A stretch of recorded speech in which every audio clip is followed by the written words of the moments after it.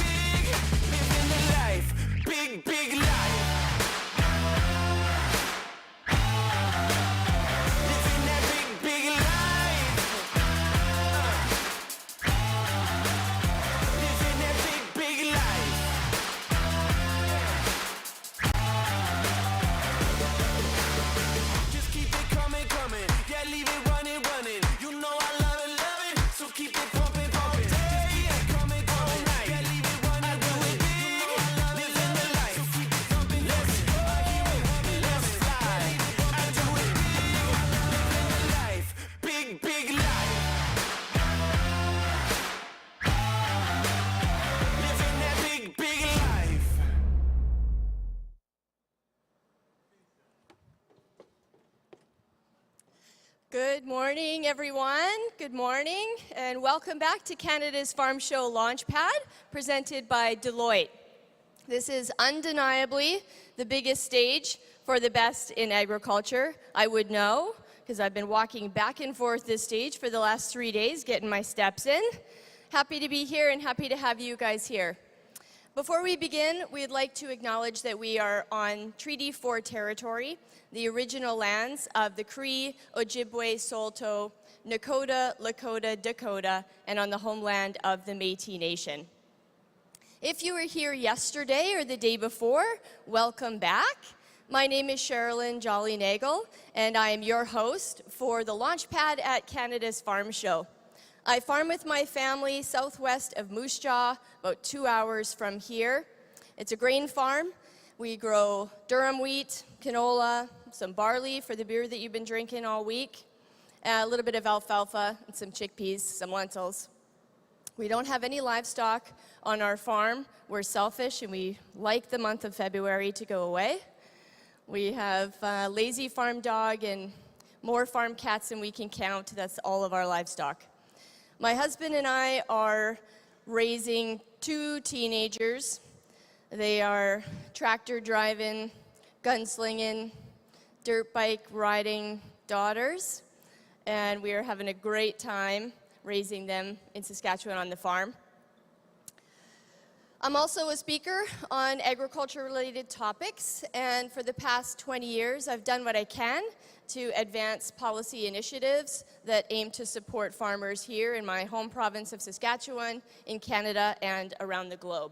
And I am psyched to be here for the last day of our Launchpad shenanigans here at Canada's Farm Show. Today on this stage is another busy day. We will be featuring ag talks, panel discussions, keynote speakers that you don't want to miss, some new product launches, and a Launch Your Career in Agriculture special event this afternoon. Have fun with us on social media if you're so inclined, and kindly use the hashtag CFS2023 and follow us at CFS Regina SK. Today is Young Farmers and Education Day, sponsored by Farm Credit Canada. Once again, we have a stellar lineup of speakers for you with a special keynote this afternoon coming up at 12:30 with Corey Hirsch. Any hockey fans in the audience? Corey, yes. Corey's a 13-year NHL goaltender veteran, and he's going to share some pretty incredible stories with us this afternoon. And we have a panel on understanding stress. I'm sure all of us know a little bit about that. And to start the day off, we have a product launch from Canada's Farm Show Innovation Program, presented by Farms.com, Innovation Saskatchewan, and Greenwave. So we have a lot to get through on this last day, and that means I have to talk really fast. And we are about to start the countdown to launch, where I will welcome our next guest.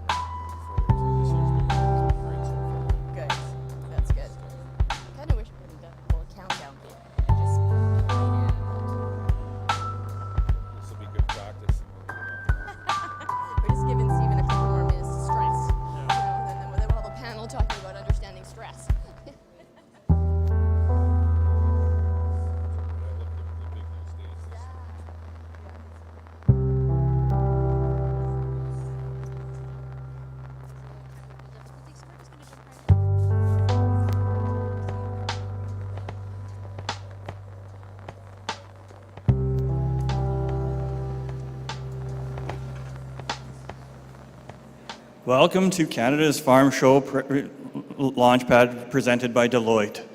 I'm Stephen Phillips. I'm a senior manager at Deloitte, part of their actuarial practice, but farm boy by heart. It's my great honor to be here to introduce the product launch of Veragrain. I'd like to welcome Ken Jackson, CEO of Veragrain Sampling, Inc., to the Launchpad, to the stage to talk about Veragrain's innovative product launch.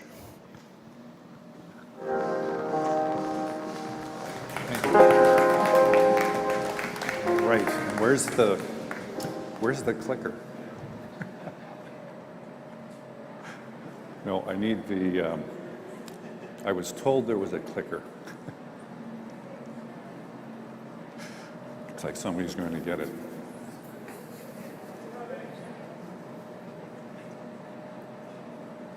There it is. No worries. All right. And we are ready to go. As advertised, I'm Ken Jackson. I'm the CEO of Veragrain and one of the co-founders.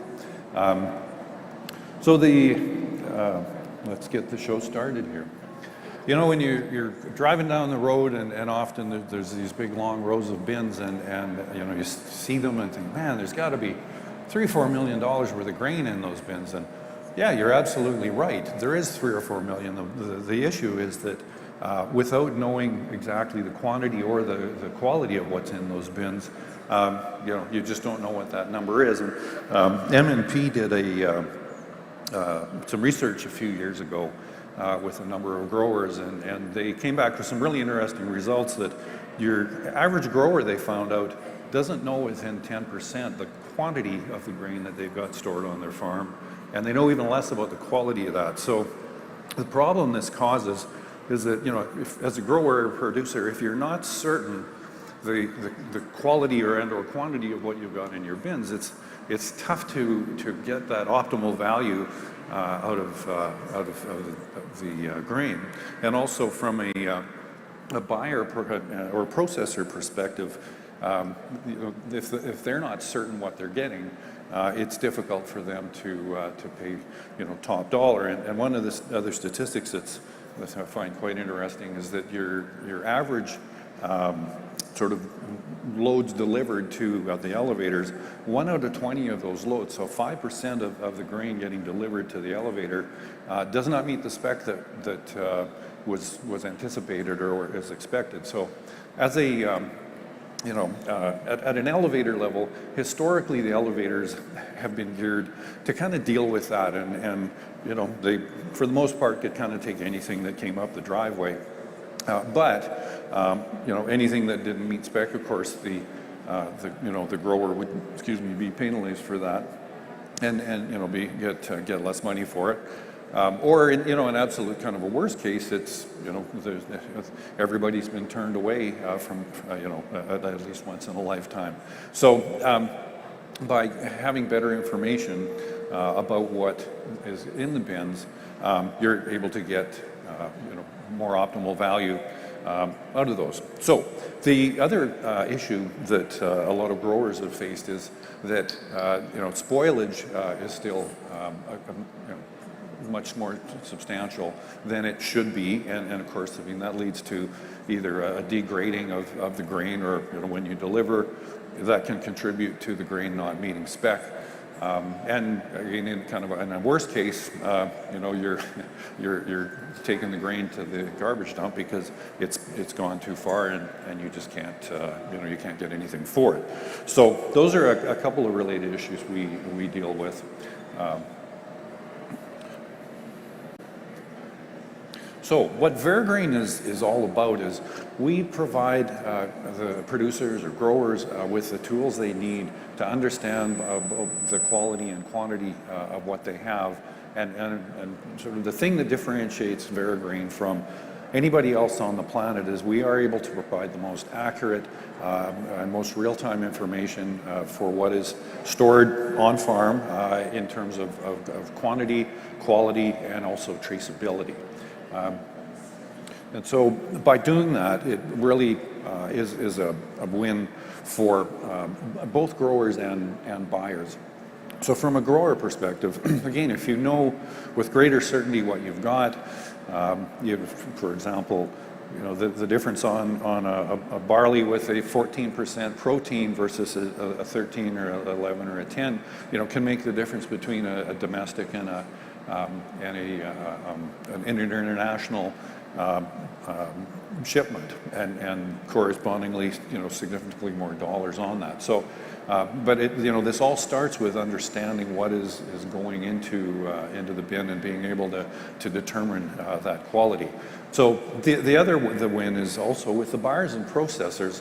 As I mentioned earlier, almost every buyer or processor I've talked to has said, you know, I'd pay more for it if I was certain what I was getting, and you know, knew that I wasn't going to have to, you know, potentially deal with something.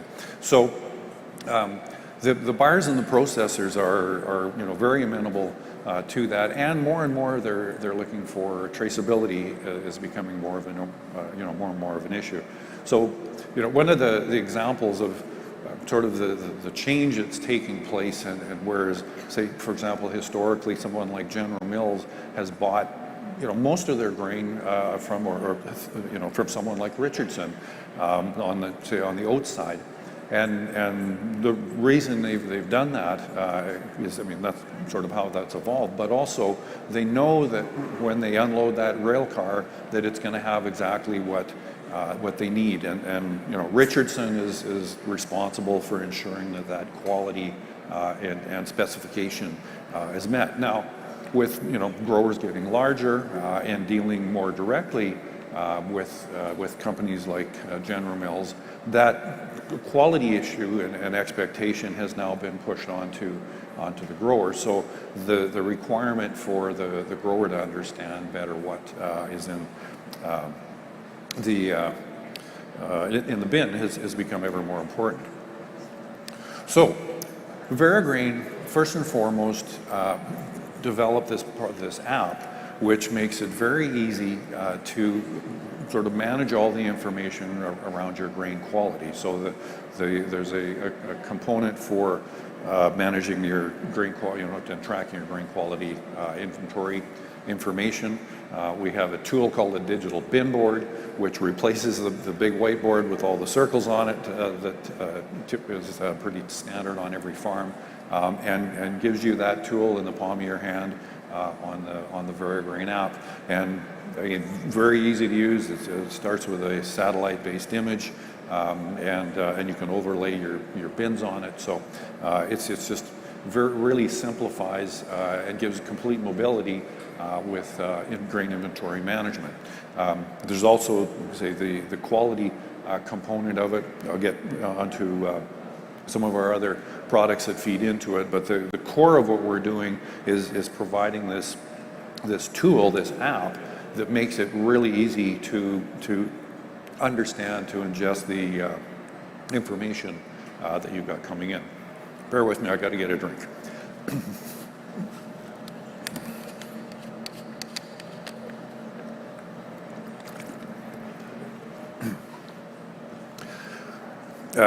So there's some other things that we're doing with that app, and ultimately one of the tools that I see as being kind of providing the most value overall is one that we're developing and we'll be releasing this fall.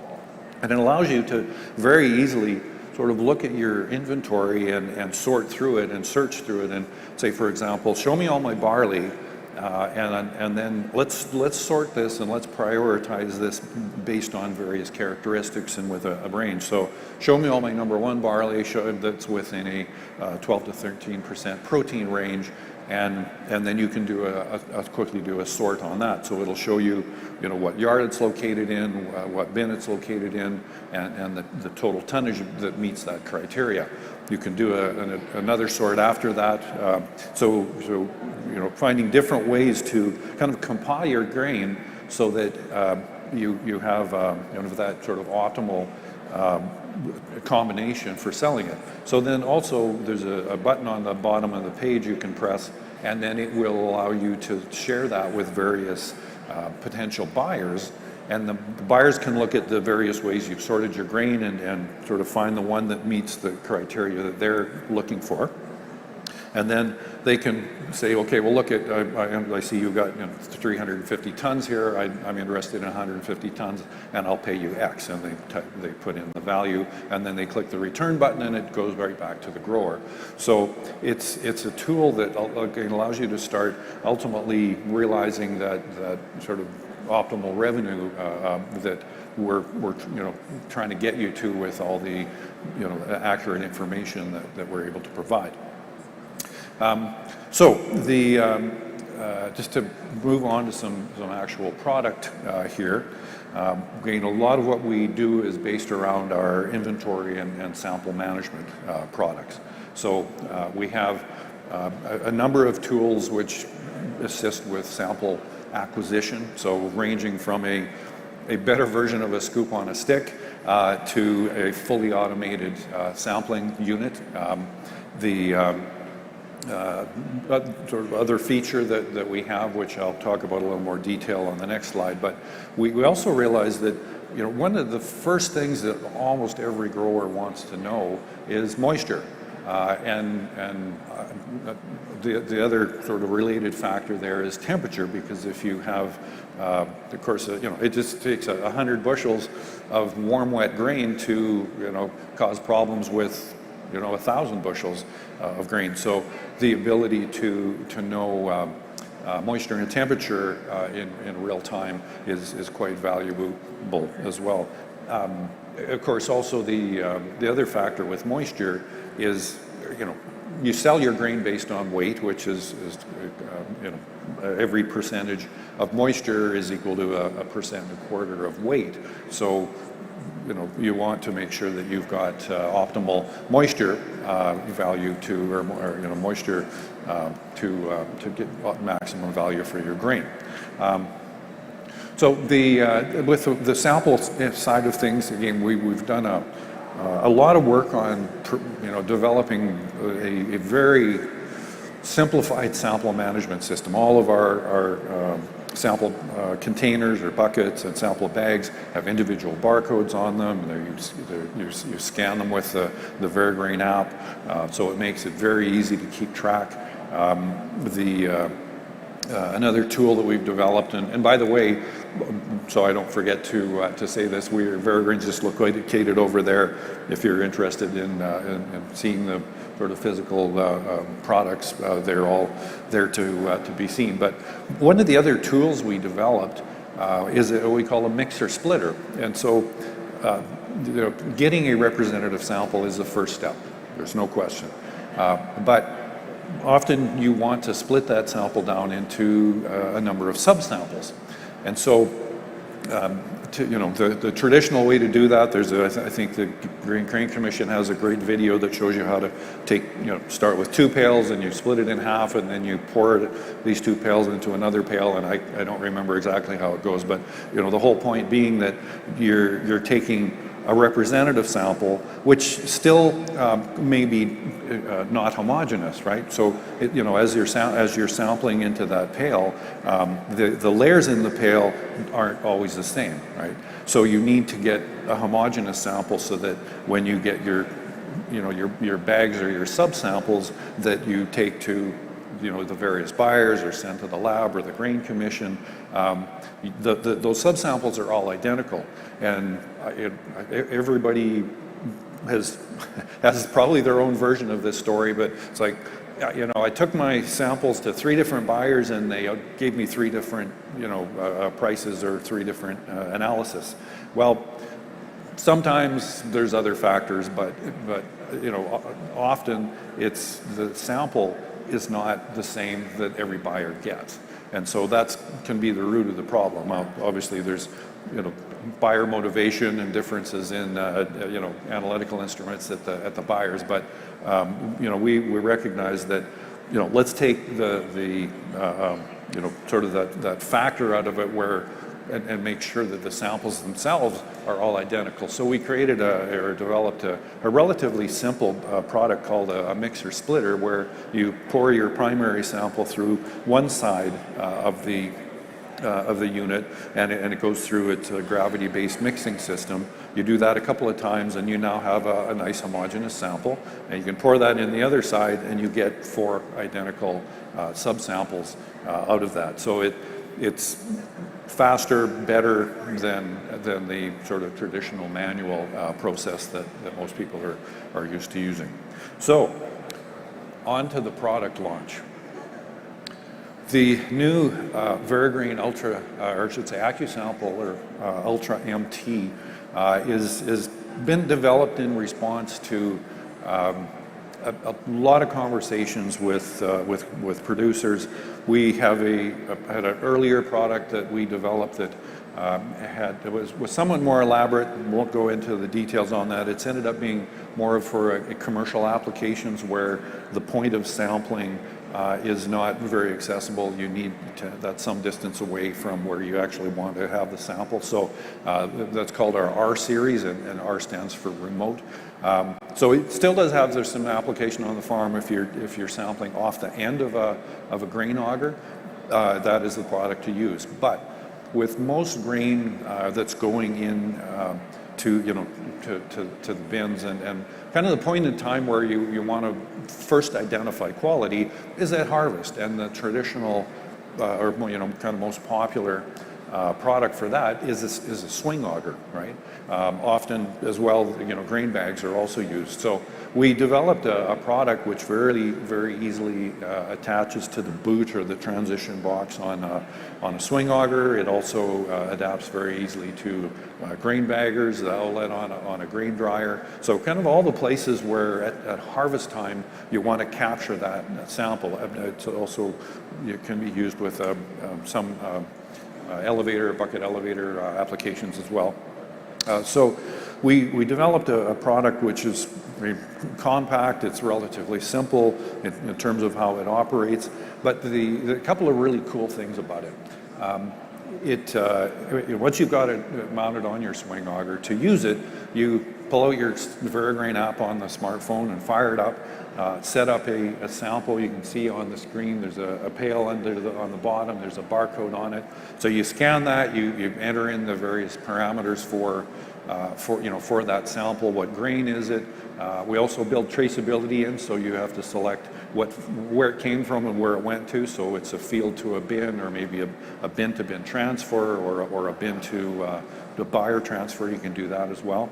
So all of the information that you would want to know relative to that sample is all, it takes literally seconds to set up that sample record, and then you select that you want to use the auto sampler.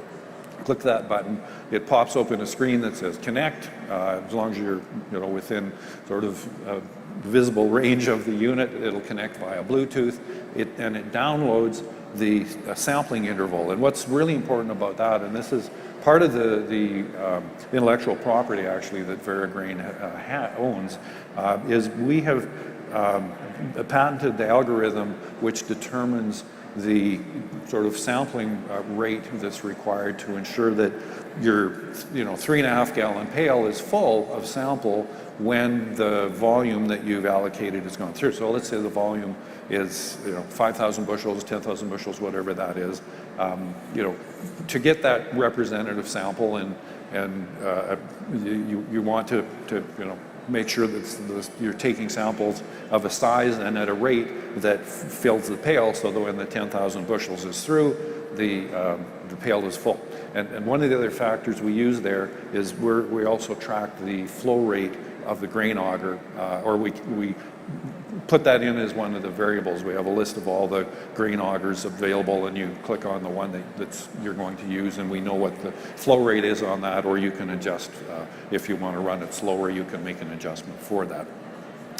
So that's the first cool thing about the Ultra. The other one, and as I alluded to or mentioned a little bit earlier, we're also taking a moisture and temperature reading every time we take one of those small samples. So let's say in that pail it takes 30, call it micro samples to fill the pail. Every time we take a micro sample, we check the moisture and temperature. So we're getting a really detailed data set on the moisture and temperature that's going in, but it also means that we can catch that. Let's say every micro sample represents, do some quick math here, to say 200 bushels of the amount of grain that's going into the bin.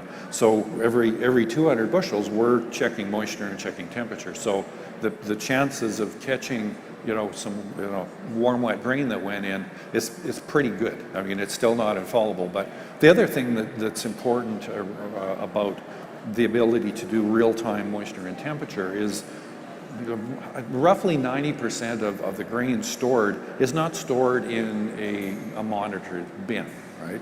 And so, you don't need to store everything in a monitored bin, but when if you can identify some at-risk grain early, then you can get it over to a bin where it's monitored, where you've got you can throw the fan on it. But without that information, you just don't know. And one of our customers last fall was, of course, canola is the one that scares everyone because it goes off so fast. He said, he said, I was losing sleep. I couldn't wait to get this bin emptied because I knew it was, had been a fairly warm day and the, canola was a little bit on the wet side or moist side. So he said, I breathed a sigh of relief when I got that bin hauled in.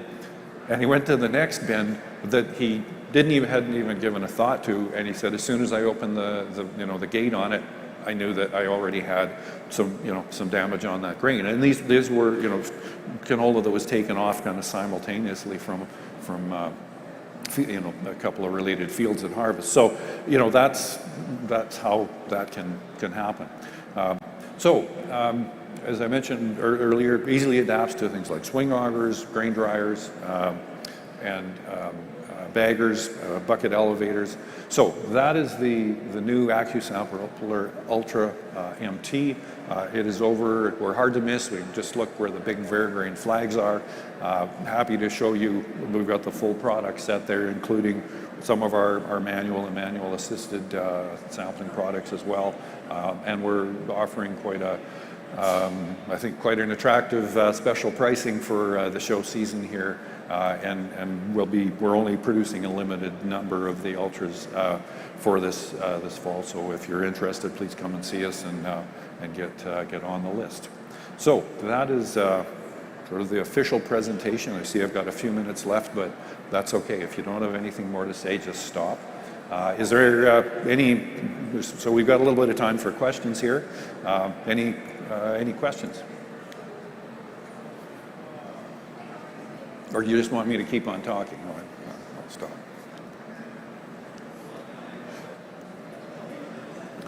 All right, well, I thought I've done a really good job of explaining it, and I'm going to go with that, hopefully. And Cheryl, I guess you're back up again, unless you have something else you'd like me to do here. No, thank you very much. Really appreciate it. A round of applause for Ken. Thanks. Thanks, Ken. And Ken and Verigrain are just back here, and they're ready to do any sort of networking and answer any other questions that you might have from Ken or Verigrain. So we'll see you back here at 11 o'clock, where we'll bring up David McInnes to answer the question, is Canadian food sustainably produced? Dun, dun, dun. We'll see you back here at 11.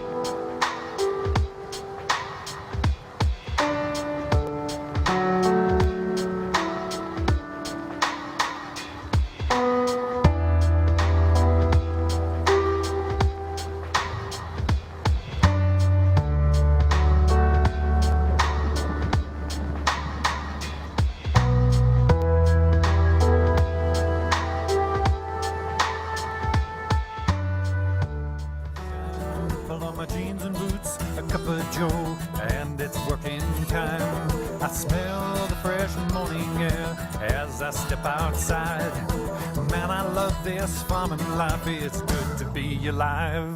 I don't do this for the money, and I don't mind the overtime. Well, I love to plant and watch things grow the way it feels when I combine.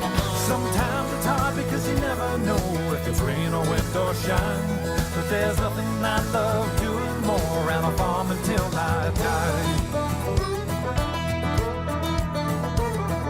I climb into my pickup truck and I head out for the field. 400 acres laying bare just waiting for some seed. I fire up my seeding rig and I pull it into gear. And I hope the weather will fall in line for a bumper crop this year. I don't do this for the money, and I don't mind the overtime. Well, I love to plant and watch things grow the way it feels when I combine. Sometimes it's hard because you never know if it's rain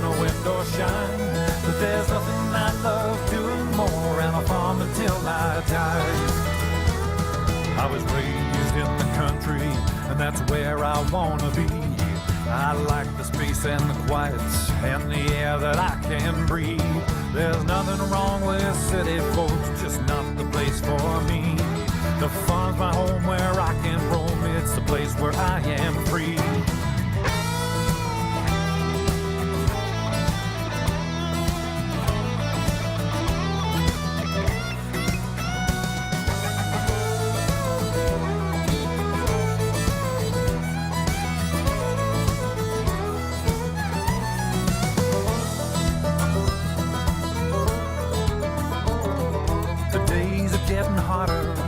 As the green fields turn to gold, but the nights are getting longer, and soon there'll be the cold. We bring out the combines and the dust fills the air. Round and round as the crop goes down, harvest time is here. I don't do this for the money, and I don't mind the overtime. Well, I love to plant and watch things go the way it feels when I combine. Sometimes it's hard because you never know if it's rain or wind or shine. But there's nothing I love doing more, and I'll farm until I die. Yeah, there's nothing I love doing more, and I'll farm until I die.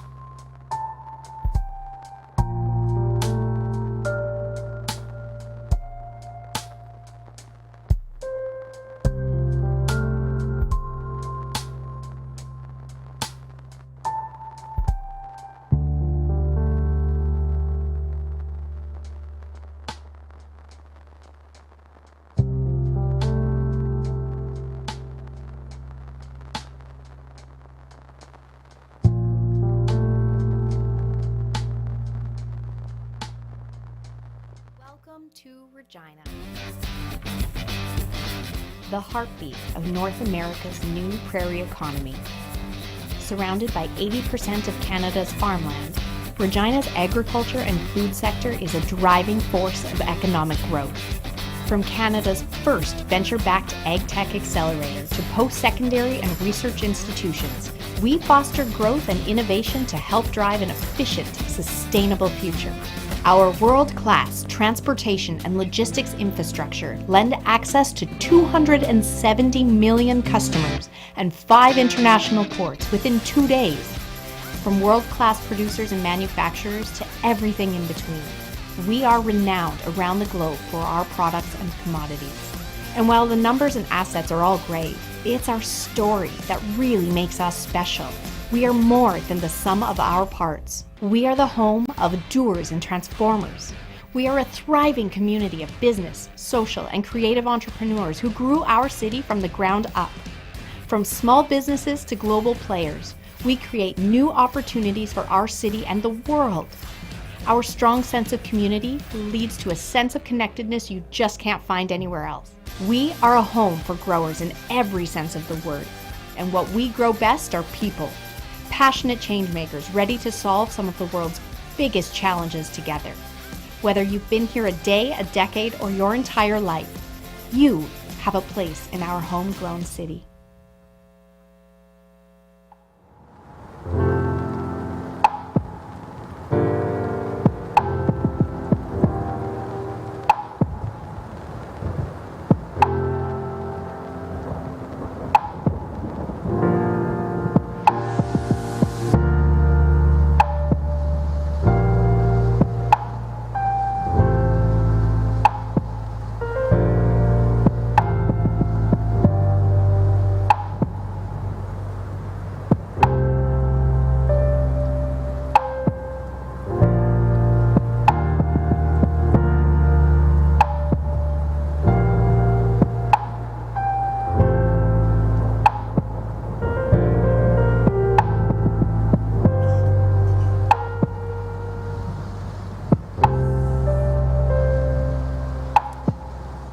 Okay, here we are back at it again.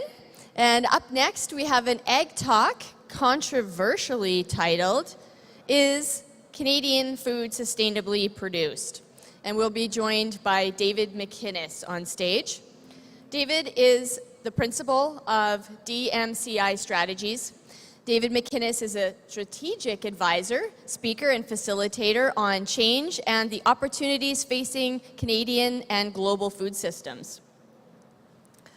He is currently leading a private-public coalition of 132 partners to develop Canada's first Agri-Food Sustainability Index, the National Index on Agri-Food Performance.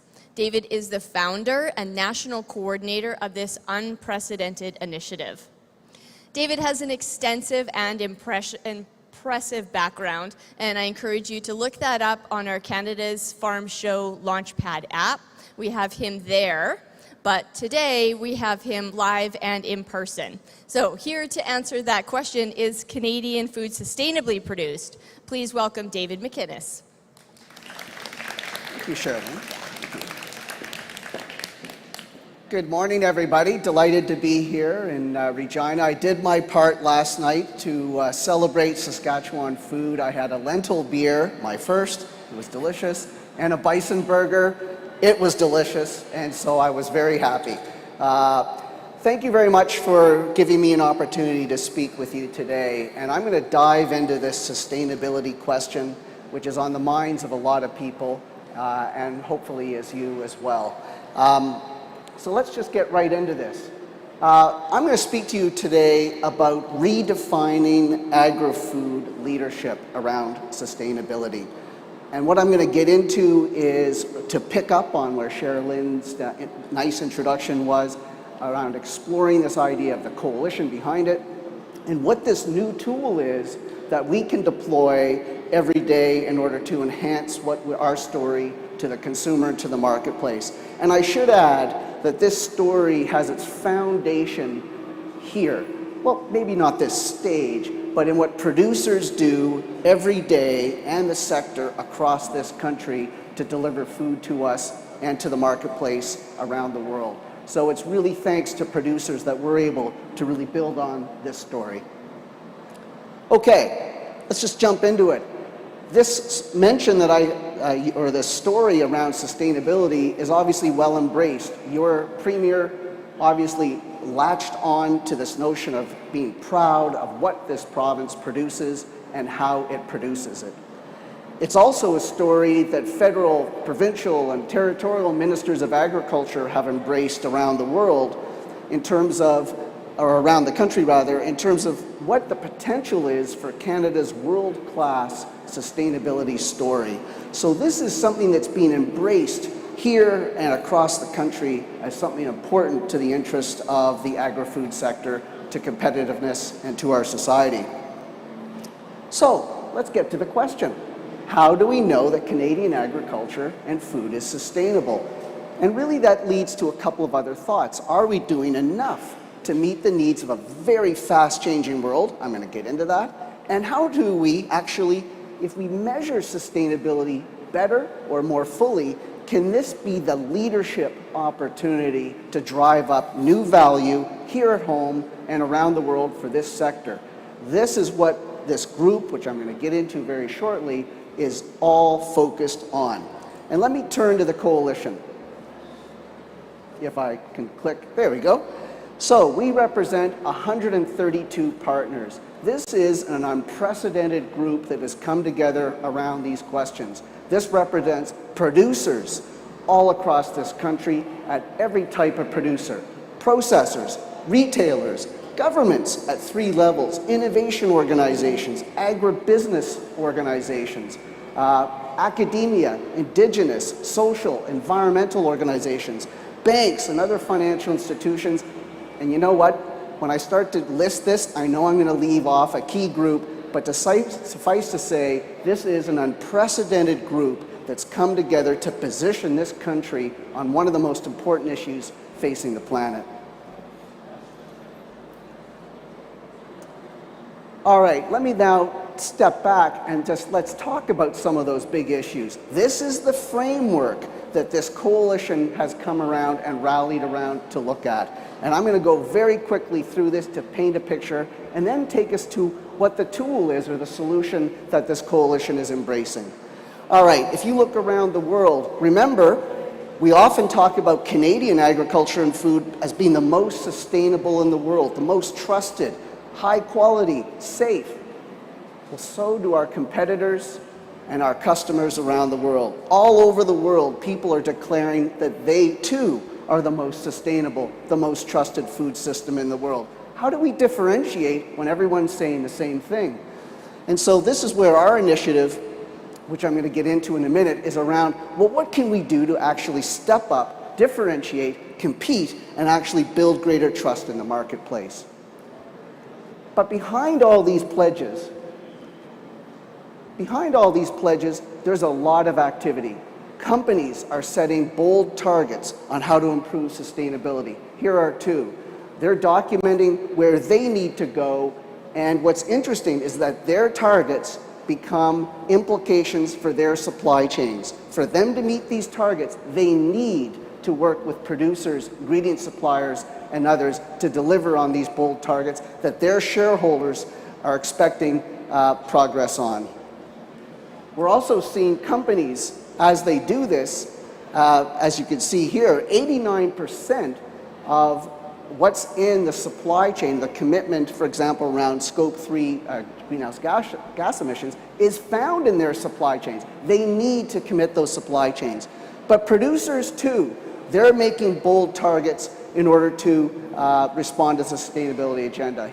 2 here that I flag have to do with the dairy sector and the beef sector. They're making a commitment to net zero, but for them to deliver on those commitments, they need to work across the food system with researchers, innovation organizations, and companies. The bottom line is target setting on sustainability requires a new approach to collaborate more systematically across the entire food system. But don't be don't think that you need to set back and go, everything's good. Because if we don't measure ourselves, we will be measured. Just take a look at some of these benchmarking schemes globally. They rank Canada as 64th on sustainability, or 36th. And this is about the number 29 is how Canada as a whole is sustainable. Does that meet the test that we've put to ourselves, that we want to be the most trusted, safe, and sustainable food system on the planet? Well, clearly we need to get into the numbers here and understand what they're measuring and how fulsome or not they are measuring the sustainability of the system. But the point is that if we're not going to measure ourselves, we will, and we are being measured by others who will define the sustainability story for us. There are some significant developments taking place as well in the financial services sector. This is a global phenomenon where bank regulators, security regulators worldwide and in Canada are equating climate risk with credit risk. And so what bank regulators are doing is that they want to step up disclosures, in this case of climate risk. They're then turning to the banks, this is across the world, but also here in Canada. Banks that are making commitments to net zero, they need to disclose to the regulator how they're making progress. As you no surprise, the big implication is what are borrowers doing? And what's happening here and around the world is that as banks are trying to fulfill their commitments, they're looking to their corporate borrowers to assess the credit risk and the opportunities to pursue net zero or other climate mitigation strategies and so forth. What that means is that over time, probably every borrower will start to be assessed for how they are making progress on sustainability and what they're doing. So this is not just NGOs or policymakers, this is the financial services industry that's swinging into gear, and I think this is going to have a significant long-term impact. So the global landscape is dramatically changing in how we must think about sustainability. Here's an upshot, or a related part of that, is that the world, and you might have heard of this term ESG, environmental social governance factors, these are the non-financial risk markers that are being assessed across the world. Now, there's a lot of different definitions of ESG. It's not quite a neat and tidy concept, but the point is that ESG, I think, is like a locomotive coming down the tracks in terms of, and its implications for agriculture and food is significant. The G7 and the broader G20 have recently endorsed setting a global baseline for companies on ESG. The implication of that is that we now have in Canada the CSSB, and let's just see if we click it, there we are. So this is the Canadian Sustainability Standards Board, lifting off some international standards work. They're setting up to introduce mandatory ESG requirements for companies very soon. They're working on it right now. And what the implication of that is that they're also going beyond climate. They're looking at labor issues, water issues, biodiversity, ecosystems. This is a dramatic shift. And again, producers, ingredient suppliers, and the entire supply chain are going to be having to respond to the significant shifts taking place at the corporate level and the global level. Okay, so those are some of the drivers of change, which I think you might agree are fairly significant. And so the upshot is that this backdrop that we are all working in, that we're competing in, that governments are regulating in, there's a lot happening. And so what are some of the implications? I think whoever defines sustainability wins. If we don't truly define sustainability and do so in a balanced way, in a careful way with the right data, we just cede the narrative to others. We're also seeing, of course, that if we don't measure, we will be measured. And I think you would probably agree that the bar is only rising. Every year, there are significant developments that are changing how sustainability is assessed. Just trying to get the clicker to click. Whoop. All right, so I'm now going to talk a little bit about what producers are doing and about what the food sector is doing around the work of this coalition in response to those changes and challenges and others around the world. So let me just shift gears a little bit. What we have done is that a whole group of folks have come together of like-minded organizations and entities that want to basically, how do we leverage an unprecedented group to come together to create a tool to respond to those challenges and the opportunities it presents, and then how do we use it and deploy it, step it up and improve it. So this is what I'm going to tell you about right now. And essentially it comes down to this. This is the framework for the National Index on Agri-Food Performance. Now you might recall, when you think of sustainability, you think of the three legs of the traditional stool: people, profits, and planet. We added a fourth. And that's because when we're dealing with food and agriculture, food safety, food integrity, animal care is a pretty important feature. So we wanted to broaden that notion of what a sustainable food system ought to look like. Hence the 4 blocks of sustainability around the environment, food integrity, and societal well-being. And importantly, we include economic sustainability. You cannot have a sustainable food system without profitable producers and profitable companies over time. All right, so what is this concept? Well, there's a whole bunch of features. It's providing a consolidated view of sustainability at a high level from production to retail. It's providing a sense of systems overview, those 4 blocks of sustainability. It happens to cover 20 indicators and over 130 metrics. It's emphasizing outcomes-based, high-quality, science-based, where we can get it, data and evidence. And there's some issues there. We actually don't have all the data we need and would like. And it provides a framework to voluntarily align the sector around how the food sector system ought to measure itself. And this is a way to inspire reporting so that we can document areas of leadership and where we have to address areas that have some shortcomings. And it's a key way to agree on the data gaps. In fact, when we were developing this work, it's one thing to come up with a list of things to measure, but to get that group of organizations from very diverse backgrounds to agree on the data gaps, that is a significant step that I think actually could be a bit of a competitive advantage as we start to move forward. So that's what this index is all about. What is it not about? It's not prescriptive. This is not about telling any producer or company what to do or what to measure. This is not scoring producers or companies, or even the country for that matter. And it's not about collecting data directly from the producer or the company. This is about using that aggregated, consolidated data as a framework. And it's not measuring consumer diets. And there's some issues here around sustainable diets because for retailers and processors as an interface, they're a little bit of a fuzzy area where labeling and transparency comes into play. But what we're not doing is we're not measuring and taking what one protein is better than another protein. We're not going there. So this is what the index is not about. Now, the next slide is going to be a little busy, but it reflects, I think, some of this thinking. And that is what the index looks like. Now, you can't see this in detail. It's posted on the website, which I'll get to.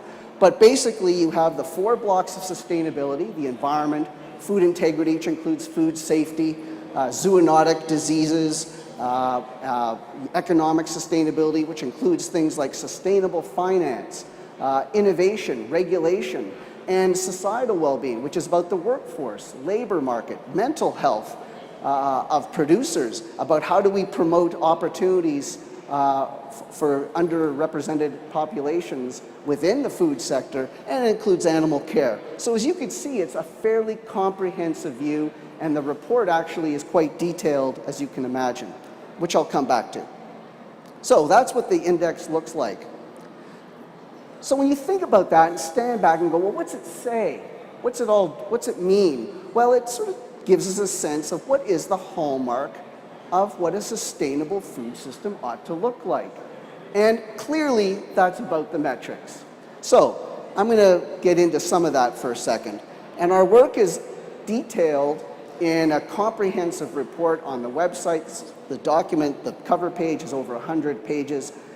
And we also provided 7 interpretive papers on results. They're about 2 pages each in order to highlight some key results. And I'm going to get to that in a second. So a lot of material, and you can just imagine 130 partners, 130 metrics. How do you agree on such a diversity? Well, we tried to make that happen. So let me just give you a sense of some of the results. And there are so much we can talk about. Clearly, producers have done a significant amount to reduce their GHGs, greenhouse gas emissions. And as you can see, our absolute emissions are relatively stable since 2005. Maybe a slight increase, but overall a pretty good indication of what has been done. What's also interesting is that our intensity, that is the measures of GHG emissions vis-a-vis our level of productivity, that is going down. That is a significant marker of a competitive, productive, and a sustainable food system. Now, what we're missing is we don't have enough data on what's happening beyond the farm gate with processors and retailers. Individual companies have information, but we're actually needing more data to give a fuller picture of what's happening around greenhouse gas emissions. On the other side, biodiversity. I think this issue is going to become as important as greenhouse gas emissions from an environmental standpoint over the near future. This is a major issue of global concern. And what we're seeing, and this data comes from Agriculture Canada, is the so-called Wildlife Habitat Capacity on Farms Index is actually seeing a very small but incremental decline. So, you know, there's going to be fluctuations, but the issue is that actually we don't have the right data or the fulsome amount of data. And in fact, the data may underrepresent habitat loss. So what we're seeing is that if we truly want to demonstrate our sustainability credentials, technology and better data may be providing far greater insights for us to manage and respond what's happening around the world and on individual farms and across the country. If we turn to food safety, so I'm shifting down to another block, there's a great story here. Producers are highly compliant with maximum residue limits for pesticides or veterinary drugs. You can see in the over 97, 98% response. This speaks to the importance of safety and responsibility that producers maintain. And this data point that well over 98% of all foods tested by our regulator are deemed to be safe and accurately represented. So if you ever wanted a data point to say Canada has safe food, this is the data point. And for the first time, we were able to pull this together, even though it was available. I'd never seen it, but now we have it pulled together so that now we're starting to see a little bit of a more complete picture around sustainability. And then there's so much here to talk about around people and inclusivity and what's happening to families around their access to healthy, safe, and nutritious foods. And food insecurity is rising, as we well know. This is a hot topic across the country for individuals and families. And food insecurity affects well over 10% of Canadian families and individuals, either moderately or severely. So when we think about a sustainable food system, you can't just take one piece. And this is where the marketplace is going. ESG, the regulator, the consumer, our buying customers, they want to know the broader story. So, when you think of the net result of some of the data points, and I've only touched on a handful in all of the work that has been published only several weeks ago, it really starts to reveal a bit of a picture. And that is, we're facing a big limitation collectively. And that is, we don't have the data we need in order to demonstrate as fully as we want the sustainability of the food system. And there's a lot of good data out there. And so I'm not downplaying that, but there's more that is required. The other is a huge opportunity on the data we need. And now we're starting to agree on those data gaps across that coalition. We also have a big caution. Let's be careful how we use that data. Let's make sure we're not greenwashing. And so balance, tone, and how we deal with that data is very important. So the hallmarks of a sustainable system is about understanding well the data and the metrics. It's also about something else, and this is where the coalition was so important. It's about the method or the approach to understanding and measuring sustainability. So the hallmarks of sustainability actually goes beyond the data, and this is where this coalition really sort of took off. And that is, in my mind, the coalition agreed, and we're actually focused not necessarily on metrics, of course that was important, but they wanted an agreed-to framework on how to measure sustainability. This is what they agreed to and wanted to advance. They then therefore started to align on the broader data points and metrics that are available and on those data gaps. And they started to have those deeper collaborations. We often talk about collaboration and it sort of rolls off the tongue. What does it mean? This is a systematic, methodical work to better benchmark what's happening. This goes way beyond a nice to do. And it also, a sustainable food system links up to the policy environment, to what the innovation environment is, and how we support all of this in order to speed this response. These features are as important as having data and metrics. And I think this is where the coalition really demonstrated a value across the system. Okay, so lots of potential opportunities, and we're already seeing this. But by having better benchmarking, we are able to help support the claims we make in the marketplace. We are trusted, more sustainable. You're generating data. It's being a basis to enhance trust with the consumer or the buying customer. It's a way as well to help access markets where, for example, in the EU is requiring more sustainability credentials to be presented, but also in the domestic marketplace. It's helping us to align with that ESG concept and a basis to inform policy, research, and strategy opportunities. These are the opportunities that we're seeing. So you might be thinking to yourself, this sounds very interesting and conceptual. Who's actually using it? What is going to happen with this idea, this policy tool, if you will? Well, our partners are stepping up, and I'm going to give you a little glimpse of what's happening right now. This is only a handful of what partners are saying, from the canola sector, the pulse sector, the pork sector, the beef sector, the fruit and vegetable sector, the Global Institute for Food Security, which is based here in Saskatchewan, retailers, processors, academia, of all sorts. They are seeing the value of being able to use this document, this material, to help support the work that they're doing every day to produce food sustainably and responsibly. And this is the opportunity. So this is not just a conceptual idea. This is now starting to really lift off to make it worthwhile to be part of this coalition. And so, where are we going next? Moving forward, it's about enhancing that coalition. How do we build on it in order to expand it, get more voices part of this? We've got to do this right. It's also about improving the index. What was published in mid-May was a pilot. Lots of data gaps, as I mentioned. We're still working our way through refinements. We want to take this to version 2.0 and 3.0 so that we can be more responsive to this fast-changing marketplace.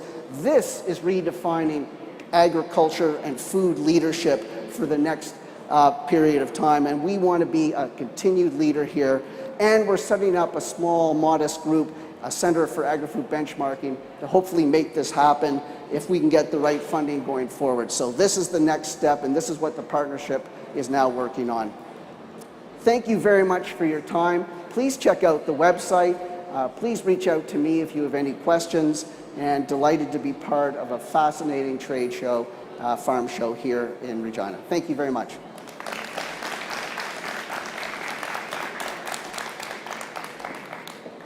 Thanks very much, David, for your presentation. And David will be around, but we're also happy to field any question that might come from the floor. We're just going to sit and wait on it. But David, I have a quick question for you, maybe just as much of a comment. Oftentimes you can read posters, inspirational and motivational posters, that you can't achieve what you can't measure. And you talked a lot about measurements today and how we can get closer to defining those. I believe you also can't measure what you can't define. And you talked about, I lost track of how many times you said sustainability. I was going to try to make it a game, but I lost track.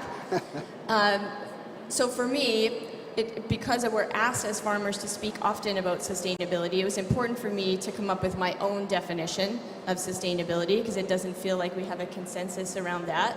And so on our farm, we believe that sustainability is very simply doing our best to make good decisions today that we hope will still be good decisions for our farm in the future. So I'm wondering, with all of this work that you've been doing on sustainability, do you personally have a definition of what sustainability is for you? And are we ever going to get close to a consensus around what sustainability is defined as? Well, that's a great, I loved your definition. And I think we are coming up with a common understanding, common definition of what sustainability is. And that's what the coalition really did. My definition of it is I would just share what you just said. I mean, we have to do better and have to leave the land or the landscapes and seascapes in better condition in the future than what perhaps we've assumed it, so that it could be there for our children and our grandchildren. But what the issue around sustainability is that while we take pride in what we do every day, the test of it is changing. And that's where data and benchmarking is being set, whether it's from a regulator, from your customer, from your customer's customer, from a financial institution, from the consumer down the road, or somewhere else. They want to know how sustainable we are. And this is the response, and I think this is the opportunity. Yeah, thanks for saying that. I think I'm encouraged that there's more farmers that are being asked to sit at those tables for sustainability. I think farmers always offer some practicality in a world of greenwash, as you refer to it. And so we've come up with a number of examples on our farm where practicality has to be a priority as we work towards sustainability. So thank you for your leadership on this topic, and another round of applause for David. Thank you. Thank you very much. Up next, we have a panel discussion on understanding stress. We're just going to take 1 minute to reset the stage so we can set some chairs up here for our panel, and then we will welcome our participants to the stage. So stay tuned.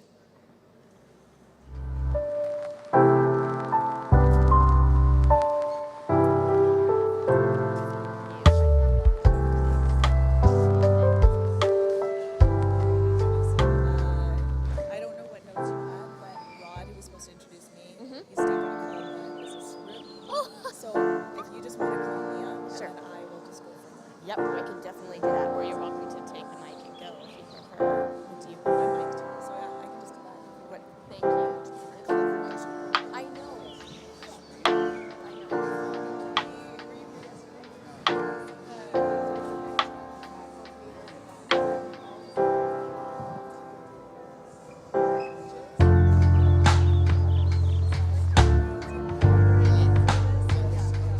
forgot to do the trick. If you bite it,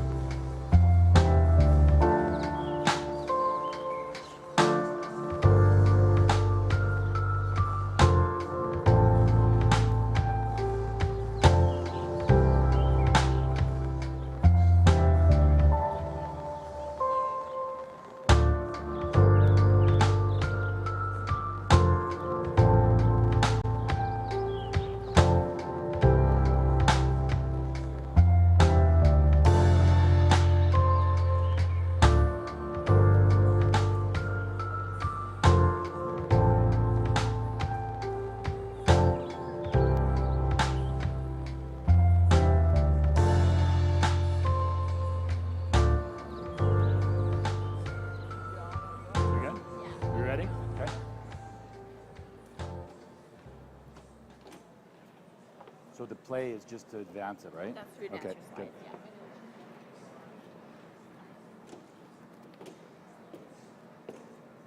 Good morning, everyone. Can we put my mic on, please? Rodeo must have went well last Okay. night, eh? Good morning, everyone. Thank you for being here. My name is Megs Reynolds, and I'm the Executive Director of the Do More Agriculture Foundation. And I want to give a special shout out to Saskatchewan Mining and Minerals for not only sponsoring us being here today, running this panel, talking about stress, but their commitment to the agricultural industry, to rural communities in Saskatchewan, Chaplin specifically where they operate, and just their leadership when it comes to prioritizing the conversation surrounding mental health and agriculture. The Do More Agriculture Foundation is the national voice and champion for mental health in Canadian agriculture, and we are working to change the culture to one where all are encouraged and empowered to take care of their mental well-being. Part of our journey has been, as more and more groups are coming into agriculture and mental health, really working to make sure we're talking, understanding how we all fit together. And joining me today is I've Got Mind. We connected with each other early last year and really found synergies in how we're going about talking about mental health and stress. Right now in agriculture, we have about 83% of our farmers having lower resiliency scores than the general population in the US. And in 2021, 1 in 4 Canadian farmers felt like their life was not worth living, wished that they were dead, or had thought about taking their own life in the last 12 months. That is why it's so important to be having conversations about mental health and prioritizing not only understanding the signs and symptoms of what to look for, but how we can improve how we go about our day-to-day, how we take care of ourselves, and how we take care of those around us. Now I'm going to call Bob up, and he's going to take it from here. Yeah, very good. Thank you, Meg. Thanks. How's everybody doing? Ooh, that's loud, eh? Good. We're thrilled to be here today. You know, anytime we get a chance to come out and share our message, but it's really interesting in doing this, how stressful it can be. Right, getting worked up, making sure that we got the right content, making sure that we can entertain, educate the people, like it's a lot to hold on to. So as we're talking about stress, we love to give strategies of how you manage your stress. So one of the things that I've learned when we're doing these types of events is I have to do some regulatory breathing. So I'd like you guys to do that with me. Real simple, I want you to practice the tool. It's so important that you're practicing the tools that you're provided in any walk of life. So all I do is real simple is I take a big deep breath, hold it, count to 3, 1, 2, 3, let it go, 1, 2, 3, back in again, 1, 2, 3, hold it, release, 1, 2, 3, nice and easy. One more time, in, 1, 2, 3, hold it, and nice and easy, 1, 2, 3, let it out. This is a great strategy to use if you're starting to feel a little bit overwhelmed. When we work with groups and we're educating them on stress, it's so important that you have that ability to realize that you're getting a little bit too stressed and then implement some of the tools that are going to help you do that. Today we're going to be talking about the dynamics of stress. And one thing that we've learned working in this field and doing these things for so long is that stress is very underrated as a contributor to a lot of the mental illnesses that we see. When we live in an excessive amount of stress and we don't do anything to process that stress, it starts to do damage, physically, mentally, emotionally, all those different things. So it's really important to understand. I Got Mind. We've been around since 2008. I started this journey. And I'm going to tell you a little bit more about that, but you can see some of the pictures. We've been traveling throughout communities in Western Canada and North America for the last 15 years, trying to help people understand. Because all the technology we have, you listen to what the people are saying and how we can do things better and we can do them faster, but we as a society and as people are more broken and damaged than we've ever been before. So the technology is great, but our inability to manage ourselves has become greater because things are so much easier for us. So it's a double-edged sword that we have to be very mindful of, because when we're not, it can create a lot of problems for us as individually, and that is going to have an effect on the people around us. Being able to meet all of these wonderful people over the years, we've learned a lot, and we're going to share some of what we've learned today. One of the things that we found when we're talking about mental health is it can be a little uncomfortable for people. So we have this great tool. If you can get your cameras out and you can scan that QR code, I'm going to ask you some questions during the presentation. It's completely anonymous, and it shows the participants more than anything that we're not alone in this. And that's one of the things that I struggled with, is I always felt I was the only one suffering, that nobody else on the planet was going through what I was going through. And I'm going to share a little bit about how I ended up in there, but if you can go ahead and join on that, that would be great.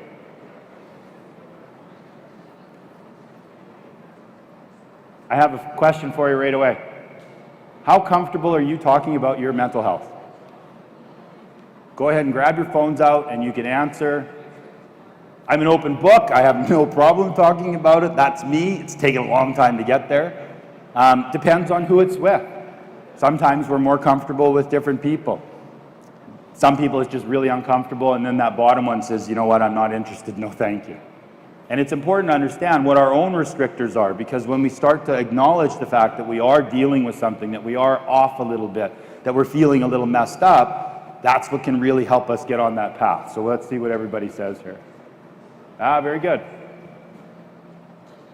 So we got 55% saying that they're okay with it. And then another percentage saying that, yeah, it depends how comfortable I am with those people, right? It's a personal thing. And a lot of times when we're feeling that way, it comes with some shame, it comes with some guilt.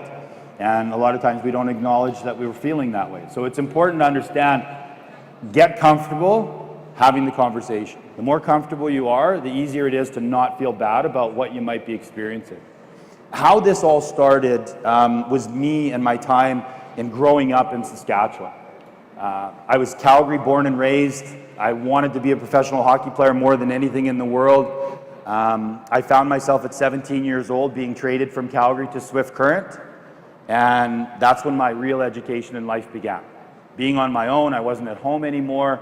It was a really challenging time. I was supposed to get drafted that year in the first round of the NHL draft, so lots of stress, lots of expectations, and now I'm removed from what's comfortable and I'm thrown completely into the deep end of the pool.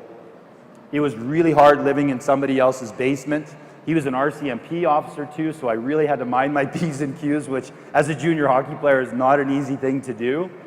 And I started to find my legs. I started to feel better. I started to feel more confident that I was going to be able to achieve that dream of becoming a drafted NHL player. December 30th, 1986, unfortunately, we had a bus accident traveling from Swift to Regina to play the Pats that night, and the bus went off the road, tragically taking the lives of 4 of my teammates. I watched one of my dear friends take his last dying breath. I was 17 years old, and I was never the same after that. After that happened, I completely shut down. I isolated myself. I stopped communicating. I started drinking. I started doing all sorts of things that I knew weren't good for me to do, but I didn't know how to deal with the emotional pain that I was going through. I grew up in an environment where you did not talk about it, right? You either got tough or you got out. And so I had to hold on to all this, and I didn't know what to do. And it really sent me on a journey that I was not prepared for. Struggling with depression, struggling with anxiety attacks, struggling with addiction, because that was the only thing that would help me sleep at night, because I couldn't lose the memories of what I had saw. All while under the tutelage of a very unhealthy leader in Graham James. So we got the perfect storm going on for a bunch of people to be really unhealthy. And that's how my journey into mental illness began. Never thought I would be there. And for a lot of us, that's exactly what happens. Life is fine, and something happens, and all of a sudden we find ourselves not well, not balanced, and don't know how we ended up this way. And it is part of the journey. We have to understand that it's part of the process. Life, the bigger life we live, the more can go wrong. And we have to have a very strong skill set in how to manage ourselves and our abilities and how we feel, because if we don't, all of those things that we want out of life start to fade away. And they start to become more of a burden than they are a reward, simply because we don't know how to manage ourselves. How this thing really accelerated, during that time when I started healing, I noticed a bunch of young men that I was working with, and I said, I've learned enough about me, now I can go and help them. And so I went about my way, and I did my work, and I worked with groups all over, and it was the Humboldt accident. It was April of 2018, and I remember sitting on my couch, and I got a text message from a friend, and it said, "Did you hear about the Broncos bus?" And right away my heart dropped. We proceeded to find out what had happened. One of my dear friends and teammates from my time in Swift Current, who scouts for the Calgary Flames, was in Okotoks. He came right over. We were on the phone with Sheldon Kennedy. He was a teammate. Another teammate, Peter Soberlak, who is a psychologist now. We all got together on the phone right away saying, how do we go and support this community? And I was terrified inside because that brought up everything that I had gone through. And I wasn't sure if I was completely healed. I felt better, but I wasn't sure. And so that night going to bed was a very, very anxious time for me because I was not sure if those nightmares were going to come back. I went to bed, I fell asleep. I woke up in the morning and I knew that I was going to be able to go to this community and support these people. We walked into the hospital that day, and it was very sad, and it was very similar because all the families were in the waiting room, and when we walked in, they were crying and sobbing, and you know, we went in there and we were hugging each other and just trying to help them. We walked into the ICU unit, and yeah, this is where the worst kids were. It turns out that my billet, little Susie, who was 3 when I went through my bus accident, and her dad was the first responder on our accident because he was RCMP, Susie is now a surgeon. And she was the woman that was taking these kids in and helping them after the bus accident. It's amazing how connected we are.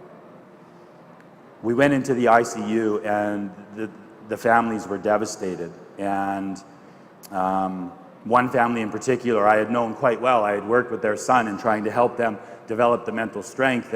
And we went over and we were hugging the mom and dad, and the dad proceeds to tell me that the only way that they were able to recognize their son was the tattoo that he had got on his arm that summer of the work that we had did.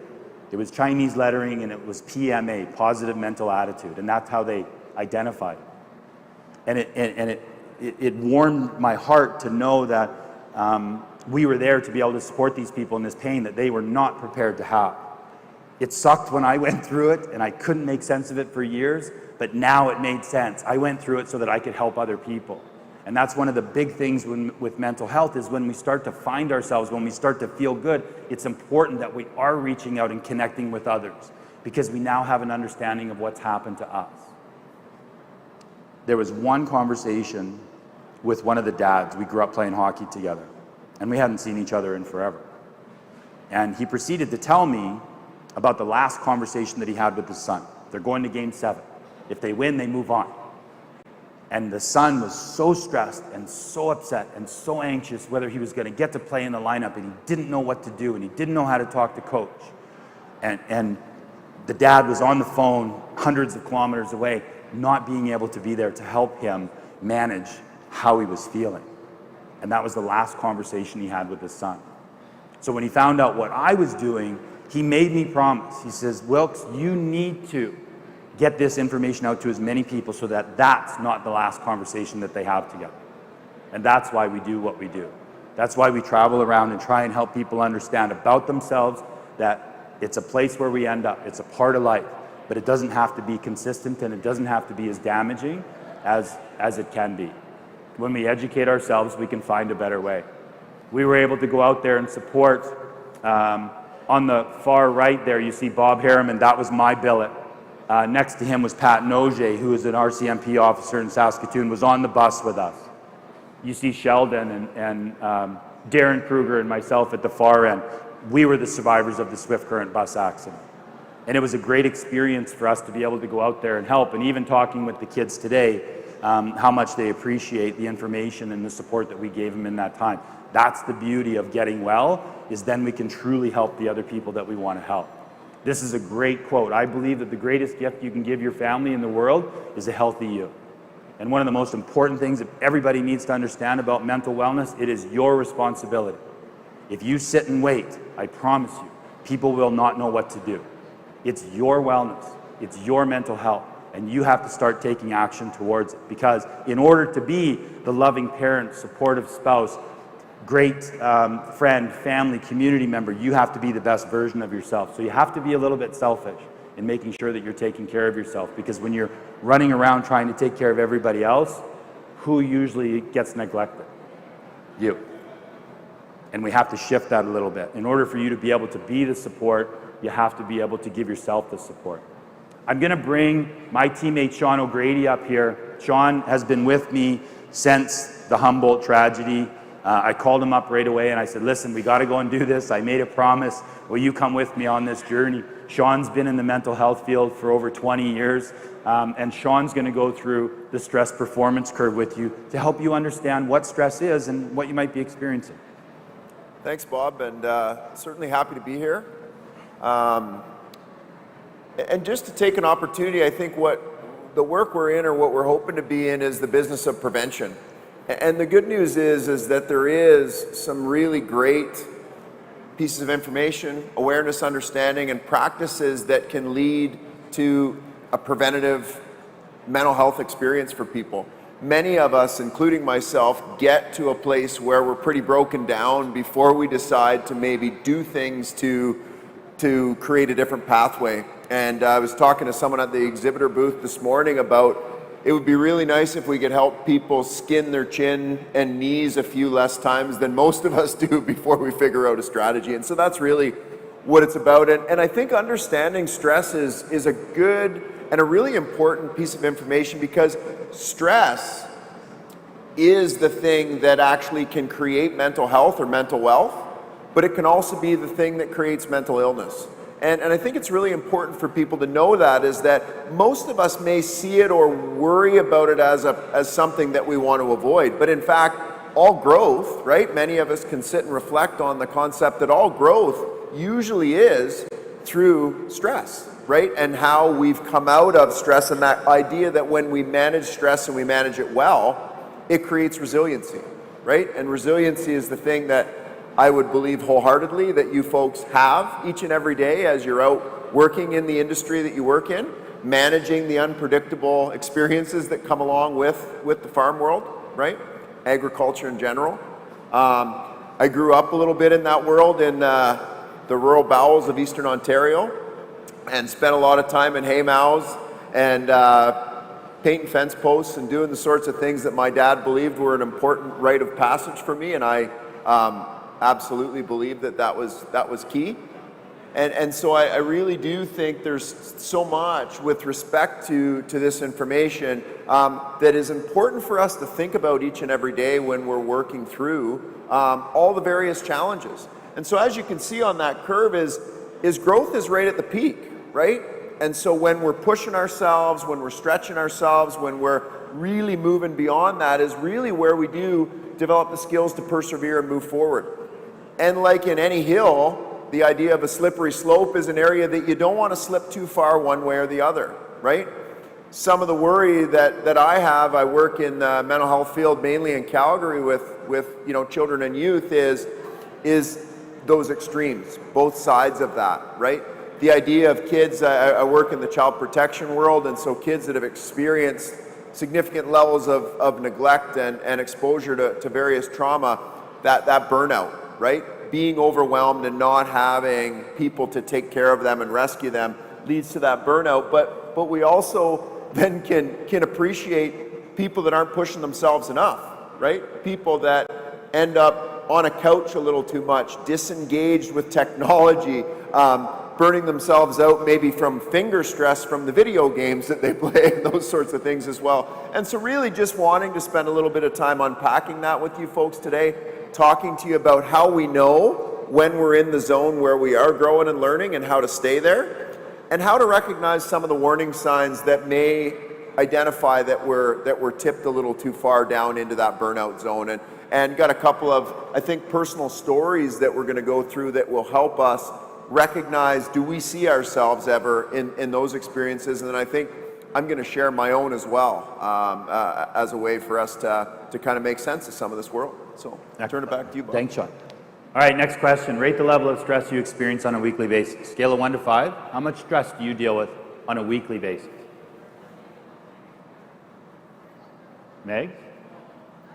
Depends on the week. Depends on the week. Very good. Yeah.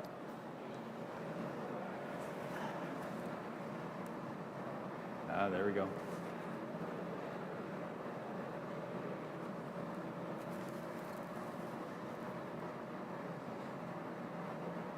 So you can see there's a lot of stress people are dealing with, right? And it's important that we know that. Having the knowledge of being able to manage yourself is a wonderful thing. And, you know, being mentally well doesn't eliminate the stresses of life. It means that we're able to handle it, right? That we have the mental strength to be able to overcome. Like Sean talked about, we can put ourselves into that healthy stress zone and learn from it and really expand our capacity to deal with things. And we're going to talk a little bit about that. But if we don't manage it, if you're a 4 and you find yourself you're a 4 every week and you're not doing anything to manage that, you will start to feel the effects of stress. I was reading a book recently on addiction, and they did a study out in Vancouver where they studied 80% of hospital visits were stress related. 80% of hospital visits were stress related, right? That's amazing statistic. And because we're in that stressful environment too long and we don't know what to do, it can cause problems. You know, Sean talked about the 2 different sides of stress. And when I learned this, it was fantastic. It helped me so much to understand how to put myself into that healthy stress, because in certain areas of my life, I had a huge capacity to deal with stress. As a professional athlete, you put me inside an arena, no problem. Last minute of a game and we're down by a goal, no problem. You put me into a family situation, I'm terrible. I can't manage any of it. I don't know how to do it, because then the unhealthy stress took over. Stress can make us grow and confident and help us achieve the things that we want. That's how we acquire our skills, is we stress ourselves out while we're learning it. We learn how to deal with the pressures and the demands of it, and our skill set increases. But when we're in the unhealthy stress, it absolutely creates our pain, physical issues, and destroys a lot of things. Our self-worth, our self-confidence, the relationships, opportunities, so many different things that stress will take away from you if you don't manage it correctly. One of the most important things that I really like to talk about when we're helping people take that stride towards living a better life is just vulnerability. The quote there that you see on the screen, the willingness to show emotion or not allow one's weaknesses to be seen or shown. That's, when I first started doing this, I was scared to death. I had to stand up in front of a room with 300 people and talk about my story, and I had never done this before, so the stress level was quite high. And I got through it, and I was amazed at the end how many people came up with tears in their eyes and they were hugging, you know, thank you so much for being vulnerable. And that was the thing that I was told to avoid more than anything in my life, was being vulnerable. Do not let anybody know any of your weaknesses or anything that you're feeling. But all of a sudden I had this experience of how everybody was so grateful for that. So it really changed my perspective and allowed me to start to be more open. And we're going to show you a little bit more of that today. I'm going to ask Sherry Gebhardt to come up. And Sherry and I have known each other for several years now. We actually connected. She's a former educator, retired now. And we were going to do some work in Kindersley with some of the kids that she was teaching. And the pandemic came and we never got that opportunity. But I asked Sherry to join our team.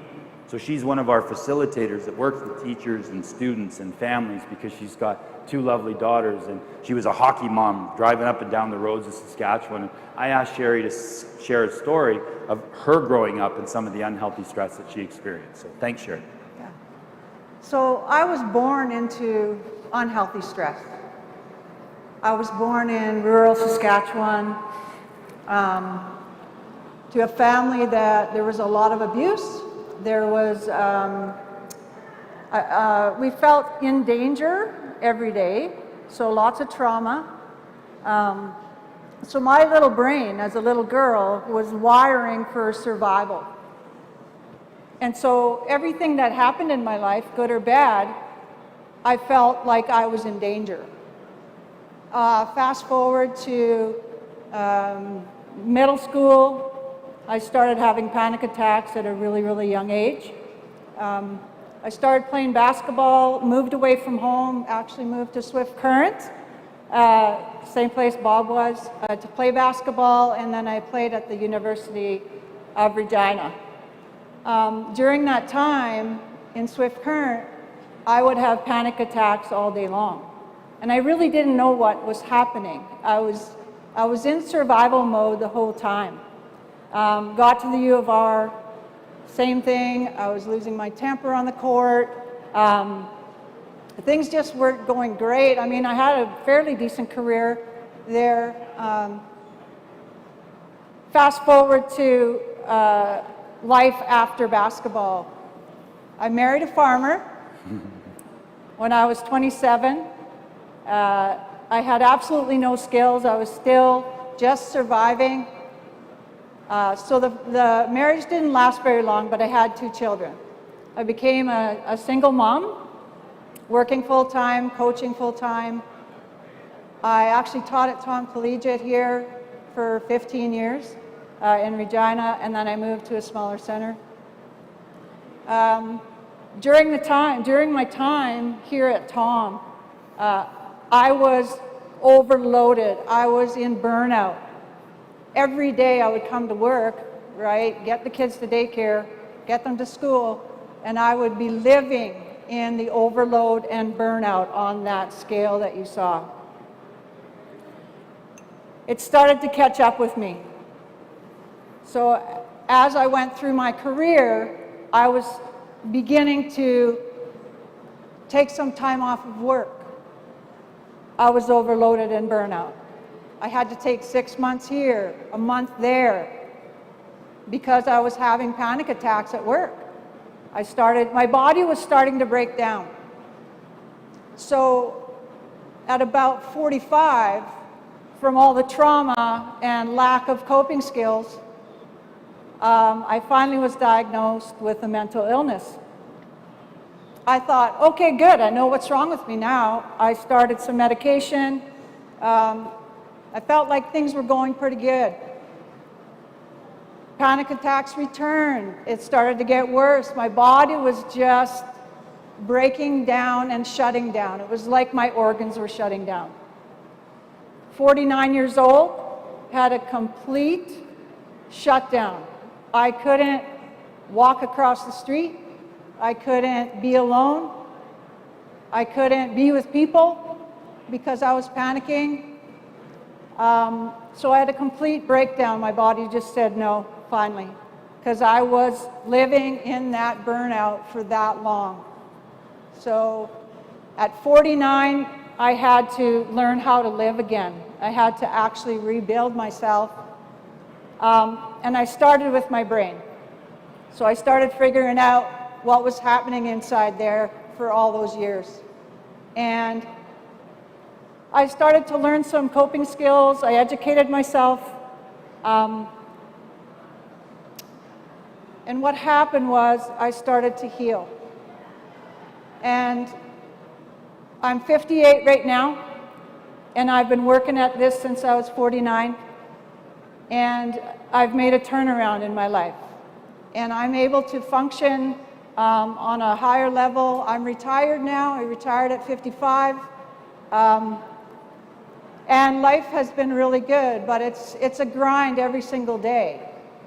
I'm dealing with a mental illness, and so I have to work on my coping skills every single day in order for me to live a balanced life and stay in my window of tolerance and that growth, and not too far the other way in the green and not too far in the red.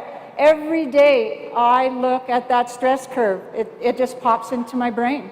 And I'm like, where am I on that curve? Am I too far in overload? What do I need to do? I need to work out, I need to sleep more, I need to, less beer. I got to do all these things in order to stay in that growth spot on that curve. But I'm really happy to say that I'm still here, because there were times where I sat on the edge of my bed and wondered, should I go on or not? Should I continue with life or not? And at 49, I decided that I was going to continue. And I'm here today, and that's it. Thank you. Thank you, Sherry. Well done. Now, is that easier that you've done it so many times because you're Talked about practicing it. vulnerability? Yes. Yeah. Yeah. The first time I told my story was to some kids at school. Yeah. And I was really nervous. I didn't know if I was going to make it through, but Yeah. I've told it a lot now and been through it, and it's much less stressful, yeah. Very good. That's unhealthy stress. So now we talk about healthy stress. And this is a really fun one for me.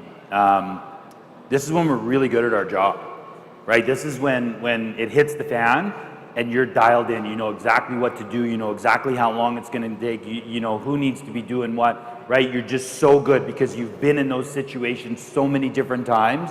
That's the experience of healthy stress. And it can help you accomplish so many different things, and you feel so confident because you can deal with these things. This was the most stressful moment. My dad couldn't even come to this game. It was the last year of my junior career. We were the best team in Canada. After the bus accident, 2 years later, we were the best team in Canada, and we're vying for the Memorial Cup. We're playing the Saskatoon Blades, who we hated and destroyed all year long. We were really pissed off that we actually had to play them again. And we find ourselves into overtime. And in the locker room, we're laughing and joking and betting cases of beer of who's going to score the winning goal. And it all led to this. Guys, if you can go ahead and play that video for me back there. This is Tisdale, a shot, and that was wide. After it goes Sutton, and he lifts the puck out to center ice. We're in overtime. We've played 3 minutes. That shot goes wide. Tisdale slaps it off the board. Tisdale trying to get up the second. Here's Tisdale rolling it in front. It comes back to Wilkie. Wilkie, number 24, watched by Holine. He's setting up. Here's Wilkie, moving right in. He can't get a shot. Wilkie still has possession. Gets it back to the point. A drive by Kruger is blocked. Kruger lets it score!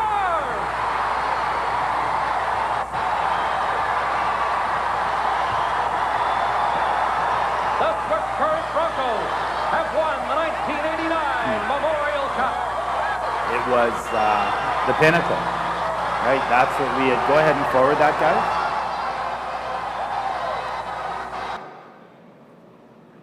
Yeah. Excellent. I think I can take it from there. There we go. There was no stress. People always say, aren't you a defenseman? I'm like, yeah. And they're like, why are you standing behind the net? And I said, well, I wasn't actually in front of the net. My defense partner was behind the net. That's how we played. No stress. We played to win. We knew that we could beat anybody. Didn't matter the situation. And that's what we were able to accomplish because of that growth, because on that rink, in that one area of my life, just one, I was able to constantly grow and make myself to be an extremely valuable and good hockey player. Again, you take me out of that, you put me into family situations and dealing with all those things, overload and burnout, overload and burnout. And so what happened, because I didn't know how to manage my life in the overload and burnout, it eventually started to affect my hockey career. I played 18 games in the NHL. Devastated. I was going to have a career. I was going to be someone that people knew. I was always talked about as a problem guy. He likes to drink too much. He likes to party too much. Right? That wasn't the case. I did those things because I didn't know how to cope with what I had gone through, and I knew that I couldn't talk to any of those people because if they found out that's what I was really feeling, I'd have been done. So I continued to hide. And it's important that we don't hide, that we recognize when we're in those situations and we start to do things differently. Sean, I'm going to ask you to come up and talk about some of the strategies that are really important to just being able to manage our stress in the moment. And I think what's really encouraging about some of the things is they cost $0, which is good news. There's not too much we can find out in the world today that doesn't cost money, but luckily, consistent and focused mental health strategies don't actually cost a lot of money. In fact, they don't cost any money. Sometimes it is about finding the path for yourselves. The thing that's frustrating too is that it's an individual experience, just like trauma, right? People can really judge trauma because they go, well, that actually happened to all sorts of different people and they're not struggling, so why are they, right? We can lead with judgment. Most important thing you need to know about trauma and adversity is it's not the event itself, it's how our brains and bodies respond to it. And that's a very individual experience, just like the ways in which we cope are, right? that for some people there are physical activations, right? They want to get out, they want to move, they want to be outside, they want to get into movement activities, and that's really helpful, right? For others, it's more internally driven. They want to journal, they want to reflect, they want to understand, they want to think. The important thing is really figuring out what those tools are for your toolbox and then using them. The neuroscientific world has had unbelievable advancements, and there's really, really great information we know about the brain, right?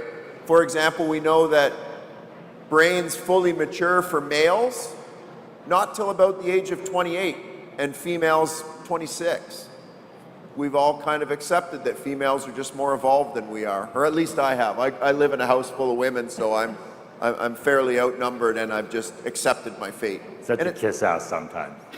Even female dogs. I don't even get a male dog, so good to get out on the road with Bob and talk every once in a while to get a little bromance going. We had a lovely dining A&W last night in Medicine Hat. It was spectacular.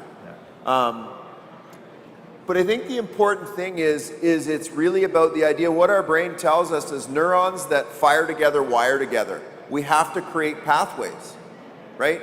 And I think sometimes it gets a little bit discouraging for people because, you know, for example, they'll come and see me for some therapeutic work.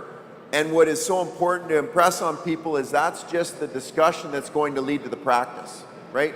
The idea that if we want to create new pathways, if we want to build better brains, we've got to consistently and predictably engage in ways where our neurons fire together in a sequence, so therefore they wire together in a pathway.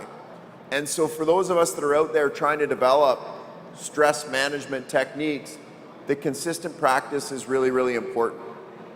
And it's helpful to think about athletics in some ways, because when have we ever got better at skating or shooting or a golf swing without practicing it? Our mental health is the same, right? I think we need to have that understanding and that core information that if I'm going to get better at something, I've got to practice something, right? And so I think whatever that's going to be for you, it really is something that you need to find a rhythm on, and then you need to use it. And the key to most of it is awareness and understanding, right? When we have an awareness and understanding, to Sherry's point, right? When I start to understand within my body and within my brain, when I'm starting to take on a level of stress, our body speaks to us, right? It's really important for you to pay attention to that. How does your body speak? Do you get tightness in your stomach, right? Do you get some pain in your neck, right? Do you get a tightness in your chest, right? Does your head start to beat? That is your brain telling you there is something wrong here and we need to do something about it. And sadly, many of us ignore those physical symptoms. So then they start to create mental systems, right?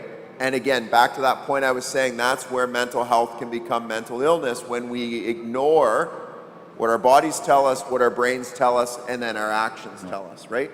And sadly, there are some really unhealthy things out there that temporarily help us cope, right? Lots of the teenagers I work with in Calgary, it's substances, right? Opioids, drugs, alcohol temporarily can numb some of the pain. The problem is then it doesn't actually create meaningful growth and change. It just compounds the problem, right? And so there are some unhelpful coping mechanisms that are out there too, when we haven't yet found ones that are adaptive and meaningful and actually create meaningful growth and change. So at the beginning, we did the breathing exercise. I asked you guys to do that with me. Now this one is one of the ones that people give us feedback on that works the best, right? When we take this into a corporate environment, an office environment, if it's an athlete that's struggling with something, if it's just a mom who's overwhelmed, this is a great one. So Sean, just walk through what this is, Right. and let's see how you feel at the end of it. One of the things that's important to know about when our mental health starts to become problematic is the idea of distress. We get into a distressing situation, and as humans, we are aversive to distress, right? And so we often, when you think about where mental health challenges come from, it's typically two things that we have very little control over. We have serious and pervasive regrets from our past, or fears and worries about the future. Neither of which we can do anything about, but so many of us that struggle with mental health, I'll put two hands up there because I've gone through my own phases, right? And let me tell you, when you've read all the textbooks and then you practice and you're supposed to be giving people advice and then you act like an idiot repetitively, it makes the guilt and shame even worse, I can assure you. Or at least equally as bad. But when you think about where these problems come from, is it's often worries and regrets from the past, fears and worries for the future. And what we really want to do when that becomes distressing to a point where our mental health is becoming problematic is do the only thing that we can and do the thing that actually works, which is to ground us back in what is happening right now, the present moment, the now. And so when people get high levels of stress and anxiety, it's really important to just ground ourselves back in, well, what are 5 things I can see right now? You know, a Toronto Blue Jays hat, you know, the table, right? What are things I can smell? What are things I can taste? And when we do that, we pull our brains from these provocative and distressing past or future worries, and we ground ourselves back in what is really happening in this present moment. And when we do that, that can become a really temporarily effective strategy to get us through a moment that actually what happens typically when we don't ground ourselves is that's where our bodies start to speak more to Sherry's point. So a panic attack would be a classic response to our body and brain's inability to regulate our emotions in the present. And so then it starts to become more adversive and problematic, okay?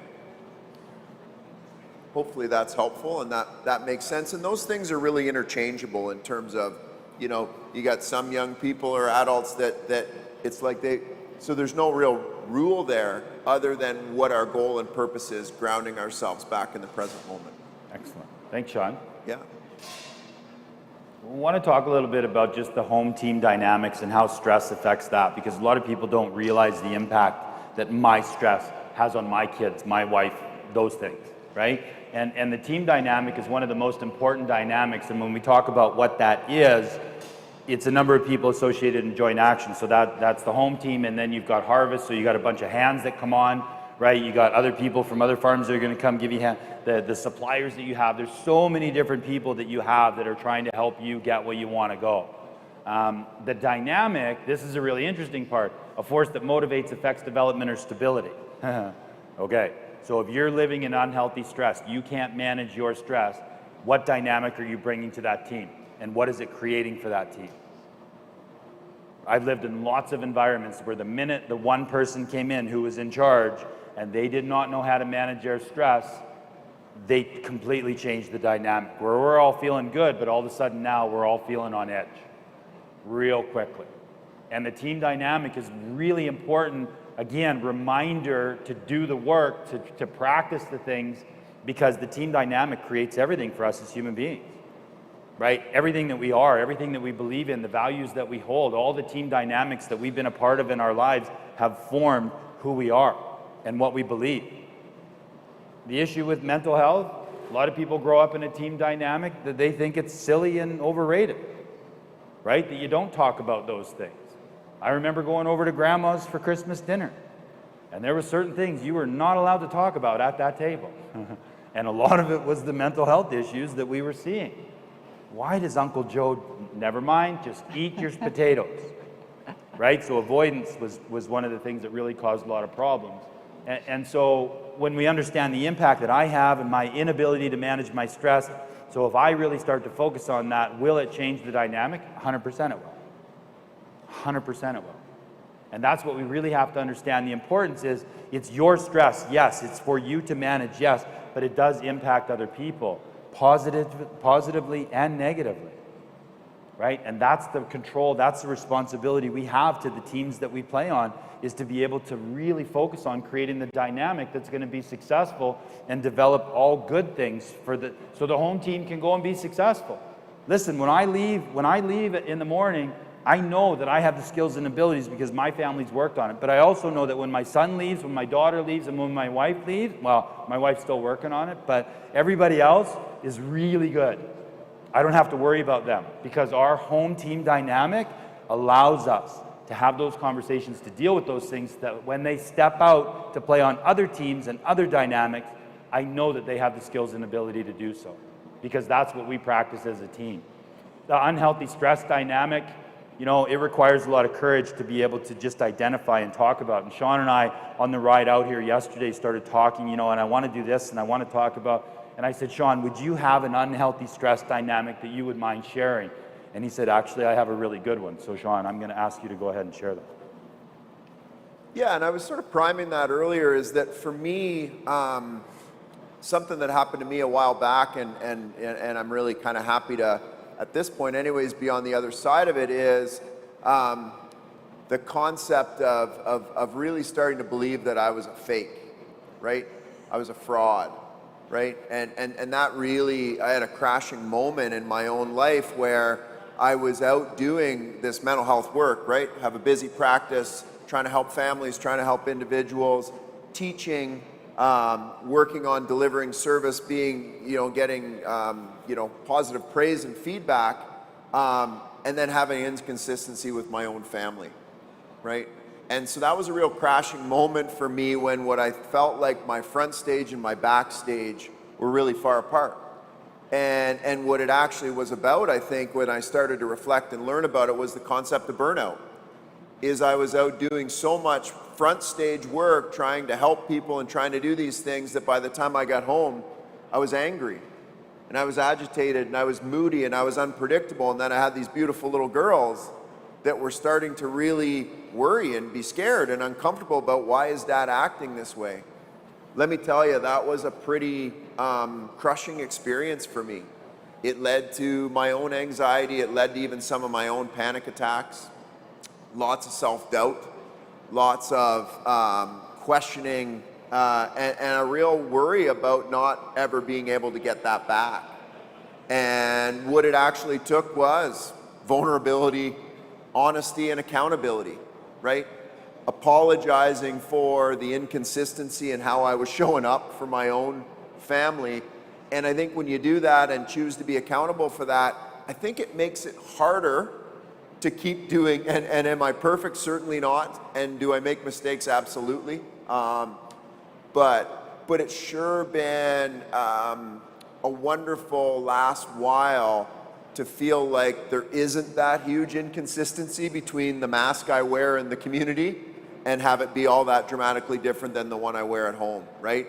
And most importantly, actually, to just take the mask off and to try to be really confident with you folks that who I am as I'm up here talking with you is pretty darn consistent with who I'll be when I go home and give my kids and my family a hug, right? And I bring that up because I worry that many of us go through that many of us spend a lot of our energy with this front stage persona that we put on, and then literally just don't have the gas tank or the capacity to be a true and genuine and a person. I think some of it's okay to be aware that we're going to be more honest and real, you know, in our own homes, right? That's not what I'm saying, but I'm just saying I would hope that maybe this can motivate or help people reflect on, if you have huge inconsistencies in who you are out there, with who you are with the team that should be the most important team to you, which is your home team. Give yourselves permission that it might just be that overload, that burnout, right? Trying to do too much to too many, and really, you know, finding ways to cherish the ones that are the ones that really don't care necessarily about who you are out there. They care more about who you are when you're between the four walls of your house. Yeah, very good. Just wanted to leave that little story with you. Thanks, Sean. Yeah. Appreciate that. Megs, I'm going to come to you for a little bit because, you know, growing up and living in the industry, you've absolutely dealt with the unhealthy team dynamic. I'd be really curious, you know, because you identified that, you made some changes, and now you're creating the other side, the flip side, more of that healthy team dynamic. How's that going, and what are some of the things that you've done to be able to create that for your girls? Thanks, Bob. So in 2018, I testified to the Agriculture Agri-Food Standing Committee that at that time I felt like I was digging my own grave to follow my dreams of farming.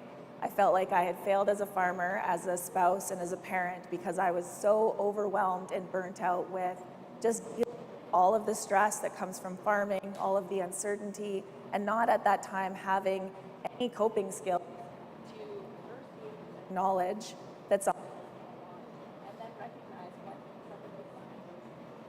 Sorry, I'm having mic issues. Thanks, Sherilyn. So I was at a point where, burnt out, super stressed, overwhelmed. I had a lot of body aches and pains because I hold the stress in my muscles. And I wasn't at a place where I even knew to look for signs or knew that anything was going on. And where I first started was trying to connect with people who understood what I was going through, people who were in agriculture, people who were farming, that had their own stories. And for me, that was the first thing and first way of saying, okay, I'm not alone. So taking away that isolation piece. And then I started to focus on how can I be aware of what I'm feeling and how can I give myself some grace and space to sit with that. So if I overreact to the combine breaking down or my kid spilling something, that's not the issue. The issue is everything else that is weighing on me, the stress I'm not dealing with, not finding a way to process. So tapping into those things. And the other piece that really helped me was, especially with farming, with things being out of our control, is focusing on what is in my control. And the first way that I started doing that was I would write a list of everything that was keeping me up at night. And I know not everyone is a list person, but for me, I would do that. And then I would go through the list and I would cross off the items that I could not personally control. I couldn't control the weather. I couldn't control the commodity prices. I couldn't control if there were trade issues going on with India and we couldn't export our lentils that year or the price tanked. But that list got a lot shorter when I crossed those items off. And then I was able to focus on those things that were in control. And in doing so, I was kind of able to take back that control, and then suddenly now that stress level's coming down, that stress is at a place where it's a healthy stress, and now I can go into problem-solving mode. And what we've done with the foundation is understanding the importance of being able to connect with other individuals with life experience, but also understanding that we're all at different stages in our mental health journeys. And as it's already been talked about, what works for me isn't necessarily going to work for you. And there's a lot of people right now that want to be able to connect to others that understand, to have that peer-to-peer support. And so actually this Tuesday at the show, the Doomer Agriculture Foundation launched Agtech. And Agtech is powered by Togetherall. It's a 24/7 peer-to-peer support platform that's available for anyone who lives, works, and plays in the Canadian agricultural industry. It's free, 16 years and up. It's available in both French and English. And what I'm encouraging everyone to do with that is jump on there, sign up, and that can be a place where maybe you're comfortable sharing. And for you, that's your journal. That's a way for you to get that stress off your plate, to get that emotion out into the world, to set that thing down that's weighing on you or keeping you up at night. Or maybe you are in a good place and you've learned some really great tools along your own journey. And you're able to go there and to be part of the community and to give back by supporting others that are sharing and giving some advice on what has helped you, or maybe just some encouragement. Or maybe you're at a place where you just need to understand you're not alone. You're not ready to share yet. You're not ready to post. But what you can do is go participate and read and understand that you're not alone in what you're going through. And I can say, as someone who has been there, knowing that I was not the only one feeling that or experiencing that, that was the biggest thing that helped me in that moment. And I needed something to be able to get out of how overwhelmed I was feeling, how burnt out I was feeling, just to be able to get to a place where I was like, okay, now I can start learning coping tools. Now I can start working on ways to deal with the stress that's every day, or the stress that can come up when suddenly you're in a drought year. One of the other pieces that's been really important for me are boundaries. And in farming, this is crucial. Depending on what is going on, there is so much on your plate with the seasonality, with the small windows we have to get stuff done. And then if you factor in having that bad year, how hard that can be and how much that you can't get it out of your brain of where things are at. So maybe looking for boundaries of, if you're in a drought year, maybe stay off social media. Because going on social media at harvest and seeing other people post about great crops and bumper crops, and that's not where you're at, could be hard. Maybe that is putting I've done this one year, an electrical tape over the yield monitor on the combine, because I did not need to see how bad that number was when I'm sitting there for 14 hours. So finding ways to create boundaries that help protect you And then we've touched on it, all of the items, those are all self-maintenance. You're not gonna pull a combine out of the shed and go straight into the field at harvest. You're gonna pull it out, go through it, do maintenance, make sure it's in the best shape it can be before you get it into the field. We need to think of our own mental wellness the same way and find ways to recharge our batteries. I'll throw it back to Bob now. Yeah, Thanks. very good. Thanks, Megs. All right, I got a question for you guys. What's your takeaway of how you can improve your team dynamic? What can you do? What can you do to make it different? For me, it's talking about it. Because the minute I shut down about it, it changes the whole dynamic. So I've learned that I have to talk it out. What do you do to work on the team dynamic? What's your go-to? My go-to is communication. Yeah. Yeah. You know, being able to have an open mind and listen. And once you're able to listen, then you can respond rather than react. Yeah, very good. Yeah, so that's my biggest thing. Yeah, excellent. We got grow the team, communicate, exercise. Meaningful discussion, yeah, taking care of it. It's good for our brains, eh, Sean, that exercise? Absolutely. Helps us get regulated. Dopamine release. Dopamine release, yeah. Excellent. Thank you so much for sharing. It's great that you were able to talk, figure out some things. The website, you can go right there. Megs, just domoreag. DoMoreAg, and then /Ag Talk, but on all of your tables there are postcards. Nice. They have information on Ag Talk, they have a QR code. Please take anything that's there, scan it, sign up, and use it as a resource. So share it within your network. You know, we're so great in agriculture coming together and building community. This is a great way to build community and support everyone in their mental health journeys. Yeah, check it out. One of the things that we like to do is to make sure that, hopefully there. How did you enjoy this today? Was it helpful? If it was, let us know. If it wasn't, well, we'll take a look at that and we'll figure out how to do it. We like the feedback. That's the one thing that we have learned is feedback is critically important because feedback creates awareness. So if you can help us out with that. Sherry, do you have anything to add as we wrap up today? Yeah, just, you know, don't be afraid to try different coping skills. I mean, like Meg said, some things will work for me that won't work for her or whatever. And you know what, be curious, learn, right? Read about your brain. Start learning about it and good things will happen. Sean? Yeah, mental health is a continuum. Mental health is a continuum, and so, you know, I think it's just assessing where you're at, and if some fitness and healthy relationships are enough, great. And if, you know, there is a little bit more there that you feel like you need to work on, then there's some self-help and self-guidance. And then, you know, if it reaches, you know, a place that's more of a clinical level, there is really good professional supports and resources. I mean, I think they're building and they're growing all the time, but I do think in Canada and across the country and with great initiatives like, you know, the DoMoreAg and even the Talk It Out initiatives, there's some really good, meaningful work. And if you have the courage to reach out to someone and as a professional and they're not great, I'm sorry to hear that. We're not all great, myself included maybe. But try it again, because there just are good people out there, but it's a relational business, and so you need to make sure you have a relational connection with the person if you do reach out for some professional support. So if the first time isn't great, give it a try again. You know, you're worth it at the end of the day is what I would want to leave you with for sure. You're the most important person in your life. You truly are. And when you start to make that your priority is managing you, I promise you, you will see significant positive changes throughout your life. Just move yourself up, take yourself a little bit more seriously, be committed to you like you've never done before, and I promise you, you'll find what you're looking for. You can find us at igotmine.ca. My name's Bob Wilkie, and I can't tell you how much I thank you for your time and attention today. Thank you very much.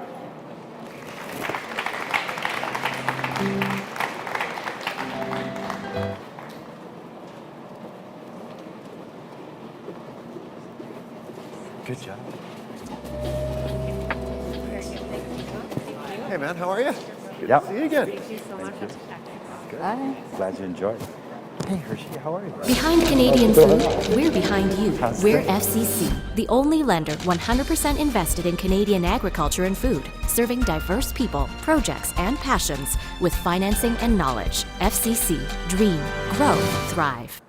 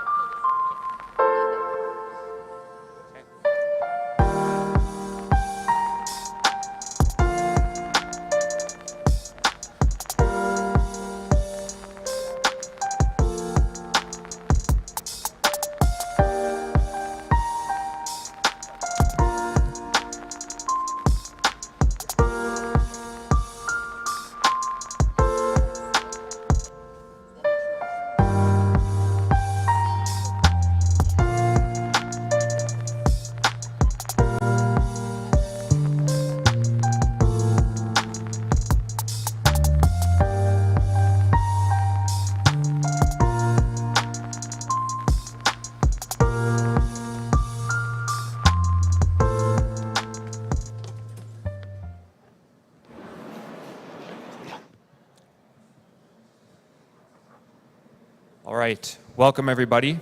My name is Garrett Springer and I'm a Senior Relationship Manager with FCC. Looking after our mental health is just as important as looking after our physical health. That's why at FCC, we are committed to providing learning events and resources to encourage people to invest in mental wellness and ask for help when they need it. We also learn from the personal experiences of others that remind us we are not alone when we are faced with a mental health crisis. I'm thrilled to introduce our keynote speaker, Corey Hirsch, who is here to share his journey out of the dark. Corey is a former NHL goaltender. His 13 seasons as a professional hockey player included winning a silver medal for Canada in the 1994 Olympic Winter Games. Despite this success, panic attacks and obsessive thoughts plagued much of his NHL career until he finally confided in a team trainer. He eventually met with a psychologist and was diagnosed with obsessive-compulsive disorder. Corey now helps raise awareness about mental health issues in the sports community as well as the business world. The hope is that by bringing mental health struggles out in the open and reducing the stigma, those who have been suffering silently can access the help they desperately need and deserve. Please join me in welcoming Corey Hirsch. Hey. Thank you. Awesome. Love that I got to see Bob. So Bob and I played against each other in the minors, and he's got a great program. And then one day, I think you sent me a photo of you scoring on me, I think at one point, just as a little jab. So I didn't forget that, all right? Haven't seen him for a while, but that's good. But a little bit about me. You know, some of the stuff you're going to see or hear might be a little bit tough to listen to. If you don't like it, you can throw stuff at me. You're not going to hit me anyways if you ever watch me play. I played for the Canucks, played for New York Rangers, Dallas Stars, Washington Capitals. I got traded to Anaheim for $1. I'm not sure many people can, go with that. It's really, I don't know if I'm supposed to be proud of that or like embarrassed of it, but I got traded for $1. But those are some of the things I'm known for. But what I'm probably most known for is the Lillehammer Winter Olympics. So in 1994, we had a pretty good team going into the Olympics. And then we picked up Paul Correa and Peter Nedved. And they both came in, instantly made us a better team. We made it all the way to the finals. At the end of 3 periods, we're tied 2-2. Go into overtime, still tied 2-2. Go into a shootout, 5 shooters each, still tied 2-2. After that, it goes into sudden death shooters. And the story goes like this. So Sweden shot first, they missed. Peter Nedved went down on a goalie named Tommy Salo. He missed. The next shooter up was going to be Sweden. And the coach asked 2 players, Mats Naslund and Håkan Lube, if they wanted to shoot. And they're both like, nope. Veteran players, NHL Stanley Cup. Like they had 30, they were 35 years old, both had cups. They didn't want to shoot. And that's when a 20-year-old phenom named Peter Forsberg stepped up to his coach and said, I'll shoot. Goddamn Peter Forsberg for anybody. And I'll show you guys what happened.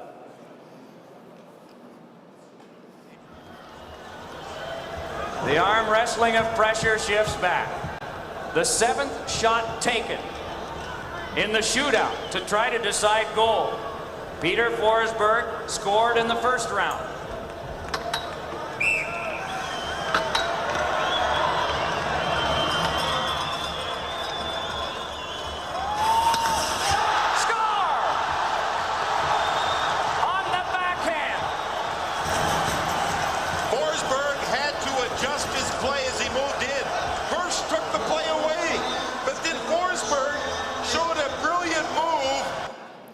So that ended up being the game winner. We ended up with silver. Sweden ended up with gold.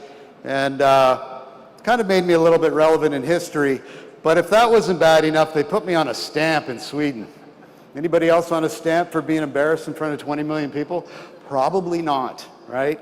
Years later, I played in Sweden at the end of my career, and some fan was heckling me as I came off the ice, going, the stamp, the stamp. And as I was walking off, I said, hey, buddy, every time you use that stamp, you know you're licking my backside, right? Every once in a while, you get one back. But the other thing I'm probably known for lately now is my article in the Players Tribune. So in 2018 or 17, I came out with all of my stuff. I came out with all of my struggles with anxiety, depression, OCD while I played in the NHL, and I actually talked about a suicide attempt that I made while I was playing in the National Hockey League. And when this article hit, it had almost 2 million hits in under an hour. And it went viral. So it's up there with like LeBron James, Tiger Woods, Derek, like these guys. I'm from Calgary. My dad was a plumber. My dad actually grew up near Kindersley. He was a farmer near a small town called Prelate. So here's small town kind of Corey Hirsch, from Calgary, played over 100 games. And this stuff hit just as hard, as one of those articles. What it showed me is we're ready to start talking about mental health. We're ready to start talking about these things about, we're tired of getting them swept under the carpet, tired of having to hide, and we all struggle from something. If it's not you, it might be a family member, it might be somebody you know. So I've got a video here we're going to show about my story, but before we get to that, I brought my Olympic medal. So I'm going to pass it out. You guys can take a look at it. It's a great way to meet girls. That's why I keep it with me. But yeah, so we'll watch the video and we'll go from there. When you're a professional athlete and you have a physical injury, you can see it.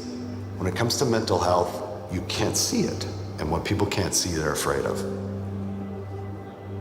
I was 21 and it was just so much fun. I was living the dream. We had just finished playing at the Olympics, had won a silver medal, and on a run with the New York Rangers on their way to winning the first Stanley Cup in 54 years, so things were going in the right direction. I remember that moment, the exact moment in time where things just kind of almost stopped. I was out after a game with a bunch of friends, and then it just felt like something just broke. You go from thinking that you're going absolutely insane to, am I this monster that's thinking these terrible things? Thoughts are screaming at me. They're like screaming loud. And all I'm thinking about is how these 20,000 people, if they only knew what the thoughts were in my head. When you're a professional athlete and you have a physical injury, there's protocols in place. You need to do this, and we'll have you playing in 3 weeks. When it comes to mental health, we're still throwing a dart at a dartboard. At that time, I was playing with the Rangers. I'm the third goalie, and I'm getting worse. And I figured if I just got home, it would all go away. Well, if I had an injury, they can't use you anymore, you might as well go home. So back then they had stick blades. The bottom part was wood and the shaft was aluminum. So I took the stick blade out in my hotel and I just started trying to smash my hand with it. But I couldn't do it. Well, you're desperate, right? You're at a point where you'll do anything to make the thoughts go away. And the Rangers kind of get an idea that something's not right. So they end up moving me to Vancouver. I'm still having all this stuff, but everything's good. I'm hanging out with the guys. Corey had climbed his way up and earned a spot on the team. Happy kid, excited about coming to the rink every day for sure. That's the facade that you're trying to live up to. The thing about having a mental health issue is that you can hide it for only so long. So my second year, I'm just trying to hang on every day. It's getting harder and harder though. Like I'm starting to really spiral. I just wanted the thoughts to stop. I started losing a ton of weight. So now my illness is physical. You can see it, right? And guys are starting to wonder what's going on. We weren't aware of what was happening, and he didn't want anyone to know. And there's a code in the room that would have been looked upon as being weak. I walked in the locker room, I felt like less of a man than everybody else, right? I was hiding behind that mask, and then for my job, I'd go put one on. So I play that night, and I'm terrible. Like, I can't even see pucks. Like, I can't play. If you're injured, you're sick, you don't feel good, no one cares. If you're in the locker room, you gotta be ready to play. My teammates are pissed at me. I can't hide it any longer. Either I gotta tell somebody, or this time I was going to end my life. So I go over to the coach, and I was like, I can't play. So they called an emergency team meeting, and guys are looking at me like, you know, what's wrong? Struggling mentally, it was just not something we'd ever seen before, and quite honestly was viewed upon as unacceptable. Just the embarrassment and the shame was just the worst thing I could ever imagine. And I remember thinking I just threw my NHL career away. And it was then that I went and saw a therapist, and I finally get diagnosed. He sits with me for like 15 minutes and he's like, you have obsessive compulsive disorder. I was like, what? All those years that I had suffered, and all I had to do was talk to somebody and get diagnosed. Like, it was just so alleviating to know that there was a name for it and that I could get better. And that night I went out and shut out Dallas. As his teammate and as his friend, I apologized to him to say like, man, that's so sad that you were struggling with this and you had no one to turn to. I've accepted that this is my path, this is my role. There's a reason why all that happened. And I played in the NHL. Just to play one game, just play 1 minute is amazing. Let's get the word to the kids. Let's get the words to our schools, to our children. A bad day is just one day, it's not. You know, there's always tomorrow. Our brains are the most complex thing that we have. They're going to break. So how do we help people when they do? All right, well, that's kind of the Coles notes of my story, but this picture here is obviously me with the Stanley Cup. I'm 21 years old, and this picture is important to me, but not for the reason you would think. I did drink out of the cup that day, very tinny. 500 other people have drank out of it before you have, a little bit disgusting. You had to get tested for 2 months after that, but I was okay. But if you look at this photo, what you can't see in this photo is I'm actually suicidal at this point. I'm suffering from waves of panic attacks, depression, anxiety, but you can't see it in my face, right? You can't see that. You can't see mental health. That's why we need to encourage people to talk. That's why we need to encourage people to open up. That's why we need people to listen. When you look around this room, I don't know where everybody is at today. I don't know who's struggling, who's not. The numbers are 1 in 5. I think they're more like 3 or 4 in 5, though, of people that are struggling. You know, we just went through COVID, one of the most kind of messed up things where they locked us in our homes, and really, you know, that's a recipe for depression and anxiety. But this photo just shows you can't see what's going on in someone's world. And we need to get people to open up and talk to us. We need to be able to have people help and talk to us.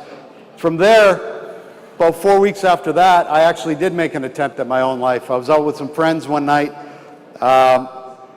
having these thoughts, and this stuff wasn't going away. I was in Kamloops. I tried to run from place to place, hoping it would get to better. I get to Kamloops where I played junior hockey. My buddies were, my girlfriend was there. I thought maybe if I just get there, this stuff will go away. And it wasn't going away. I went out with some friends one night, about midnight, and I just go blank, completely numb. No emotion, no anxiety, no depression, no OCD. I can't get a positive thought in my head. I'm like, I'm done. I don't want to do this anymore. I can't do this. I can't live like this. All right, bud, well, what are you going to do? Well, I had this fast car. Well, let's see how fast it can go. I'm like, all right. I take it up to the back roads of Kamloops. I sit there. I know where it's a straightaway and a left turn. And if you don't make the left turn, you're going over the end. I'm thinking, well, this is perfect, right? Let's do this. I can't live like this. Fire the car up in gear. It's a turbo. Every time you shift it, it sucks you back to your seat. I get this car up to about 120, 140 miles an hour. I'm flying down this straightaway. The trees are going by me. I can't get a positive thought in my head. About 10 seconds before the end, hammer on the brakes, I get this thought. Well, what if you go over the end? What if you don't die? What if you're just stuck with these thoughts? Hammer on the brakes. That was actually another OCD thought. So OCD thoughts put me there. OCD thoughts saved my life. But now I'm trapped in my own brain. I can't even take my own life. I don't know what to do. I'm staring, bawling at the steering wheel, looking up, praying to God, the universe, whatever is there. Somebody please help me, right? I had just won an Olympic silver medal, was with the New York Rangers in the Stanley Cup. You couldn't tell me how great my life was. Wouldn't have mattered, right? Wouldn't have mattered. From there, I go back to my girlfriend's place. I put my arm around her. I get in bed with her. It's about 2 in the morning. Until that article came out, she had no idea I was about 10 seconds away from being another statistic. I told nobody for 20 years. From there, I was like, okay, well, I hope I just figure it out. With the New York Rangers at the time, I go to training camp. They try and trade me all year long because something's wrong, right? They don't know. I'm withdrawing from my teammates. I'm late for stuff. I'm late for practices. I'm late for meetings, everything. I'm doing all these things that are signs of mental health. But nobody back then knew any of that stuff. Nobody knew what to do, right? I finally get traded to Vancouver. I get traded. End up going to the World Championships that following year because there's no room for me to play to Vancouver. I'm actually suicidal at the World Championships.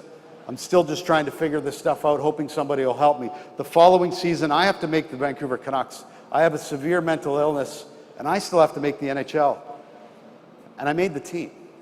And I say that because I am not weak. I made the NHL with a full-blown mental illness. And if you are in this room and you struggle with mental health, you are not weak either. You're one of the strongest people I know. Michael Phelps, 23 gold medals, right? 23 gold medals, suffers from anxiety and depression. You are not alone and you are not weak. From there, I actually have a decent year. But the following year, the wheels come off. Now, this is 3 years after the Stanley Cup, two and a half, 3 years after the Stanley Cup, where if you don't get mental health, if you don't go and get it fixed, it's like a broken leg in the sense that you can't just walk around with a broken leg for 3 years and just not get it fixed, right? You just can't do that. So a couple years later, 96, 97 season, training camp rolls around, but I'm starting to struggle like I did back in New York with the Rangers. I've lost 25 pounds trying to play in the National Hockey League. I'm not eating. My teammates are starting to notice. I'm starting to be late for practices again. All those things that I struggled with, right? I remember going in the shower once, coming out of the shower, and Marty Gelliner looks at me, he goes, Hershey, what's wrong with you? And I'm skin and bones. I'm 150 pounds trying to play in the National Hockey League and hiding a mental illness as well, right? So we go to New York on a road trip. We got to play New York one night. We got to play the New Jersey Devils the next night. I got to play all the games because Kirk McLean's hurt.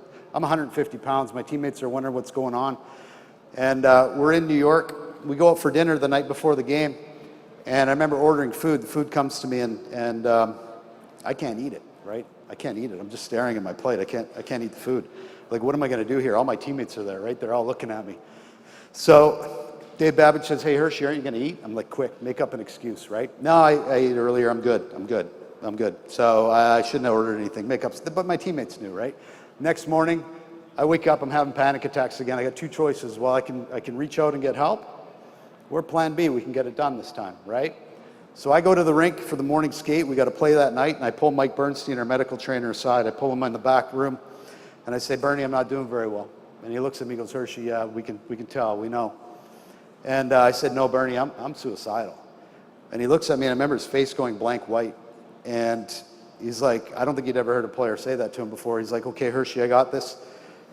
Go, you got to get ready to play tonight. I'll figure something out. I play that night. I'm terrible. Play in New York. We lose 5-4 in overtime. Now my teammates are really starting not to like me because I'm not winning games. They don't know what's going on. Next morning, we got a bus to New Jersey for another morning skate. We play New Jersey that night. Like I say, I got to play all the games. I'm in the morning skate. Guys are shooting pucks, and I can't see pucks because, I'm having what's called depersonalization. It's like having an out-of-body experience where your anxiety and everything is just too much. It's overwhelmed. The pot's boiling over. So I skate over to the coach, and I'm like, Coach, it's Tom Ray. I'm like, Tom, I can't play. I'd never pulled myself from a game at that point. Never, not once in my life. And he's like, okay, Hershey, we got this. But nobody had ever seen anything like this before. Nobody had been educated on it. Nobody had been educated on any of these things. You know, so he calls an emergency team meeting. So we go back in the locker room. I take my stuff off. I'm sitting in the corner. I'm a shell of a human being. I'm 150 pounds, right? My teammates are wondering what's going on. My teammates are like Pavel Bure, Alex McGillney, Trevor Linden, Yerky Lume, Dave Babbage, Russ Courtnall, all these guys that were my peers, and they're wondering what the hell's going on. Tom says, well, guys, we know Hershey's not doing very well. Mike Fountain's going to play. If media asks, just tell him he's got the flu. Just swept under the carpet, right? Because nobody knew what to do. So I went into the locker room, showered, got back on the bus, sat at the front of the bus because I wanted to sit away from everybody because I was so embarrassed and so ashamed of what just happened. Teammates rolled by me one by one. And I remember looking out the window at the bus because we were going back to the hotel and we had to play that night. And I had a tear rolling down my face. And I just said to myself, I just threw my NHL career away. And at that point, it was 96, 97-ish, I did, right? I did, because there was a stigma, all that stuff. And, I bounced around the minors, tried to get back in, never really got back in. But I'll tell you what, it was the same day I saved my own life. Because I reached out for help. I went back to Vancouver. A psychologist came to my apartment. And I said to myself, same thing. You can tell this guy everything. If he tells me this is something that is untreatable or whatever, well, plan B, we'll get her done. So I spew everything to him. In about 15, 20 minutes, he looks at me and says, you have obsessive compulsive disorder. I'm like, what the hell is that? Obsessive compulsive, what is that? Well, it's a mental health issue, it's highly treatable, it's not curable. I wish we would have got to this a few years ago, but you're going to be fine. You're going to go on to lead a great life. We're going to get you treatment, all this stuff. And I just sat there bawling, looking at him, 3 years of my life gone, right? 3 years of my life gone because I didn't ask for help, and I didn't know where to get help, and I didn't know how to get help, right? From there, I went out that night, I shut out Dallas. I was so relieved, but it was still a battle. It was 10 years before I could find somebody that could help me. I went to 5, 6, 7 different therapists, and I say that because if you got to go to 5, 6, 7, go. Not just one, right? One and done. And you say, well, there's no help for me. No, you got to go 5, 6. You got to keep searching. It's another 10 years after that, before my story came out in the Players Tribune in the article, right? 20 years from diagnosis before I was comfortable enough to tell my story. And we need that to change. We need that to change that for our kids. They need to be able to know that, hey, if something happens, I go to the doctor, I go get help, I get on with my life, I go get treatment. Instead, because of a stigma, masculinity, all that stuff, I suffered for 3 years, and 20 years before I was comfortable to tell my story. But what did I learn? I wrote a follow-up article. I learned I wasn't alone. 20 years later, I wasn't alone. If you are in this room and you are struggling with mental health, you are not alone. There's many of us. Like I said, the numbers are 1 in 5. I think they're more like 3 in 5.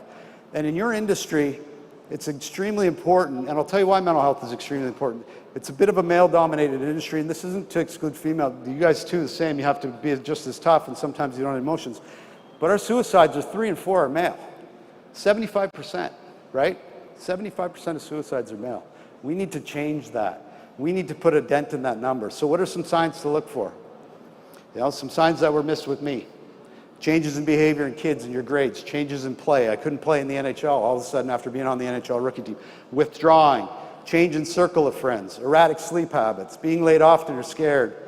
Conversation participation. Substance abuse. Substance abuse is a big one. I don't preach abstinence.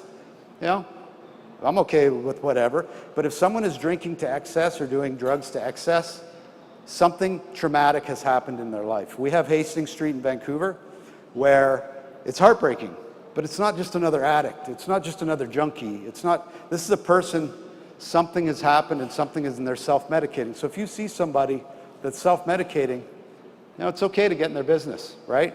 You might be able to help them. You might be able to save a life. I had a friend I took into treatment about 6 months ago, and all the way into treatment for alcoholism, all she could say is, what a loser I am. What a loser I am, right? She's like, how did my life end up here? She was sexually assaulted, right? Traumatic incident put her there.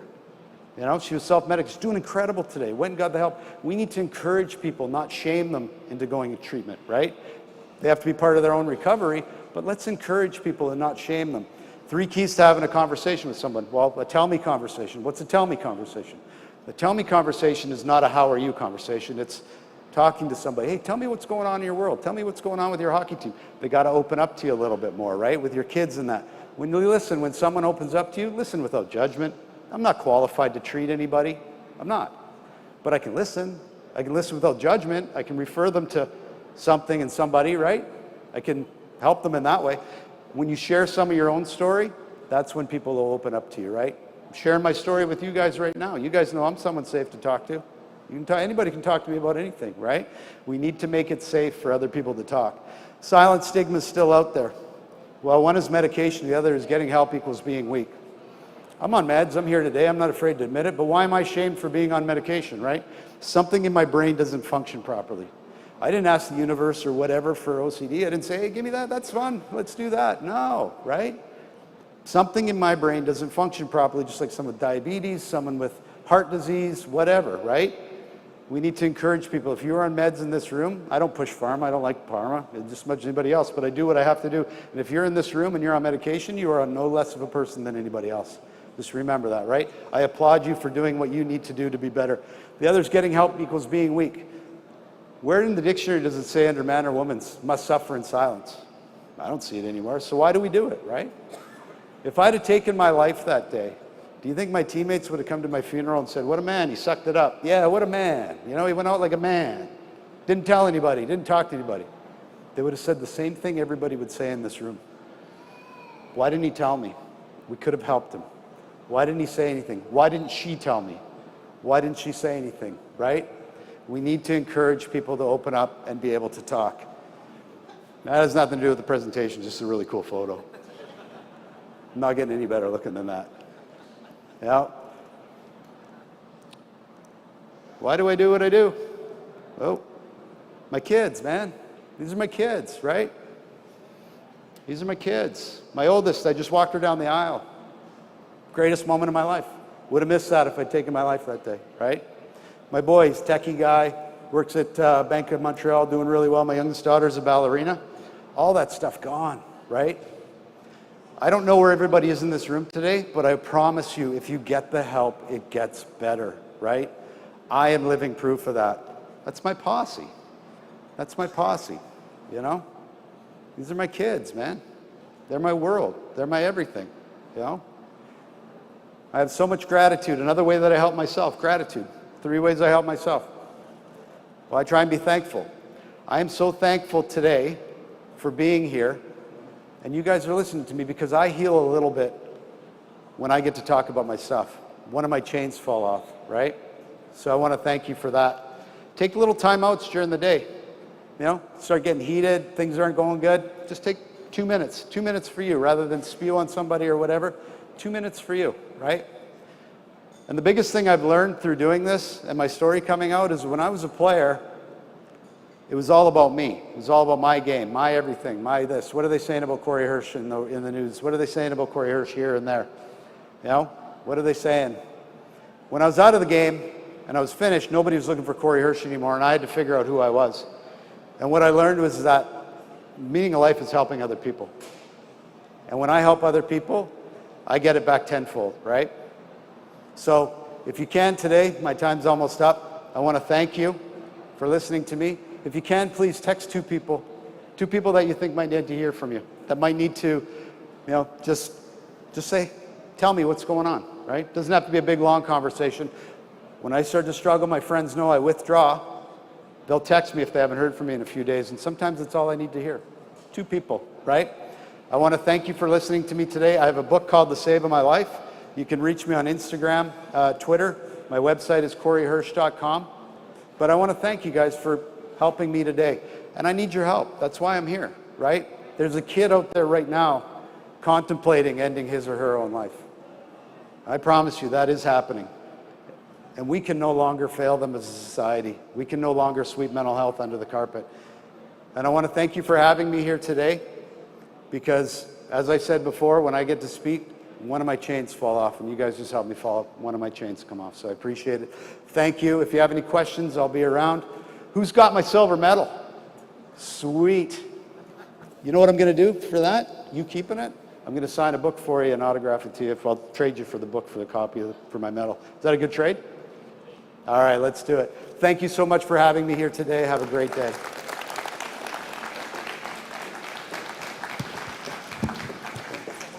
Thank you. Thank you. Yeah, we can take some questions. Do you want to take some? I think Corey is happy to take any questions that might come out of the audience, if you have any. It's pretty intense. There might not be any questions, but I'll be hovering around after. Yeah. You just come up and see me. I'll be around if you don't want to ask a question publicly. So, all good.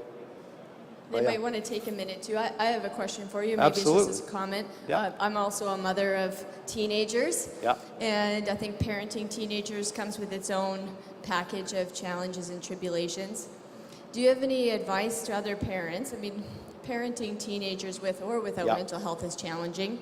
Are there different ways of addressing mental health issues with teenagers than there are with adults? You know what? To me, it's all the same, but I'll give you a story and example. So, in my house, we always talked about mental health because of what happened to me, right? And mental health can be sometimes genetic down the line. Part of it's genetic, part of it's environment. But I'll give you an example. So, we always talked about, I told my kids, hey, if something funky's going on in your brain, come talk to me, right? We'll have an open conversation, whatever.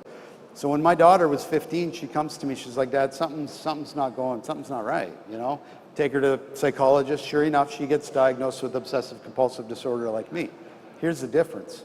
I spent 3 years not knowing what was going on, made an attempt at my own life, possibly was going to make another one. My daughter will never get to that place, right?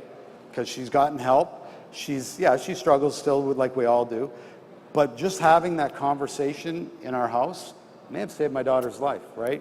And it may save one of your children's life. And again, we can't see it. So that's why we need to create an open, safe space for our kids to be able to talk to us about things like that. We can't ignore it like it's not happening, because it does happen, right? And I'm proof of that. If you don't believe it, well, I mean, I'm standing here living, telling you my story, right? And we all got struggles, right? We all got struggles, and it might not be you, it might be a family member, it might be somebody you know. So that'd be the best thing I can say is keep it open in your home. Keep that possibility. You might save a life, right? Yeah. Thanks so much, Corey. Another round of applause for Corey. Thank you. Thank you. Do you have books for sale I got with lots you of time. today? I got Do you lots have books for sale with you as well? I didn't bring any books, no. Okay, they can get them? Yeah. I Remind didn't come us here to again. sell books. I came here to talk. Have you guys And they're listened heavy to me? too. Yeah, exactly. Okay, So we're well, you good. can meet Corey. He'll be sticking around here on the side of the stage for a few more minutes. He would love, I'm sure, to have some Awesome. conversations with you. Thanks again, Corey. I Thank appreciate you. it. Appreciate it. Thank you. Next on the stage, we have Potato Ty. His conversation is around bridging the gap between traditional and new age farming. Tyler is a fifth-generation potato farmer from British Columbia. He grew up working on the potato farm, and after leaving for 10 years to pursue university and a sales career, he has returned to his 103-year-old farm. It's run by his family, and he is ready to take on the challenges and joys that come with farming. He's blessed to be working with both of his dad and his grandpa, who I believe is at the ripe old age of 86. Tyler's main missions on the farm are to reduce food waste, become more profitable, and educate the next generation of farmers through social media. So please join me in welcoming to the stage Potato Ty.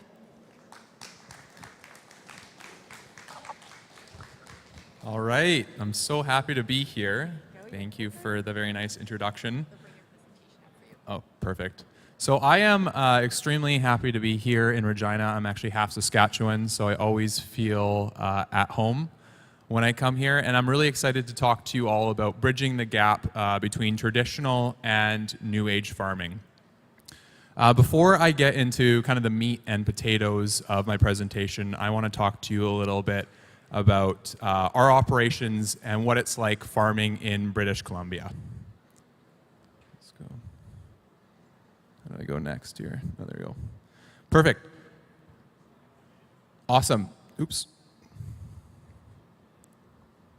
Okay, so like I mentioned, I'm a fifth-generation potato farmer, but I'm only a first-generation PowerPoint maker, so just keep that in mind. Our farm is 103 years old, so my great-great-grandpa purchased a farm after World War II back in 1920, and we've been farming potatoes ever since. Right now, we are one of the largest potato growers in British Columbia and one of the largest squash producers in all of Western Canada. This is a squash field, and this is a potato field right here. So I want to kind of paint the picture a little bit of what it's like farming in British Columbia. So when you think of BC, what do you think of? You probably think of rain, of mountains, of Lululemon, maybe of pot-smoking hippies, and you would be correct. However, you probably don't think about potatoes. And that's very fair because the farming community is fairly small in British Columbia. The price of land is extremely expensive. So about a year ago, we tried buying some land. It was an open bid, and we bid $156,000 an acre, and we lost to turf farmers. So I'm not sure what you pay for farmland out here. I don't even know if I want to know, but it is extremely expensive farming in British Columbia. So that's why you mostly see vegetable crops in British Columbia, like potatoes, like carrots, like cabbage. And our land is actually very fertile. So we can get upwards of 70,000 pounds of potatoes per acre. So we can get really good yields on our land in British Columbia, which is a big reason of why the land is very expensive. So we sell under a company called BC Fresh. And what BC Fresh is it's a wholesaler that sells a majority of the vegetables grown in British Columbia. We sell over 200 million pounds of potatoes a year. And it's locally owned, so our farm owns a percentage of BC Fresh. It's collectively owned by 32 farmers in the area. Now, right here is a potato package that we do called the Warba. We are one of the first potato producers in all of Canada. That's because we have the earliest land. And I remember about 3 weeks ago staying till 8 p.m. to pack these potatoes because the load was coming out to Regina. So we're very lucky to be one of the first potato producers in all of Canada, and a large part of that is because of our early land that we have. And currently we're trying to keep this land in agriculture.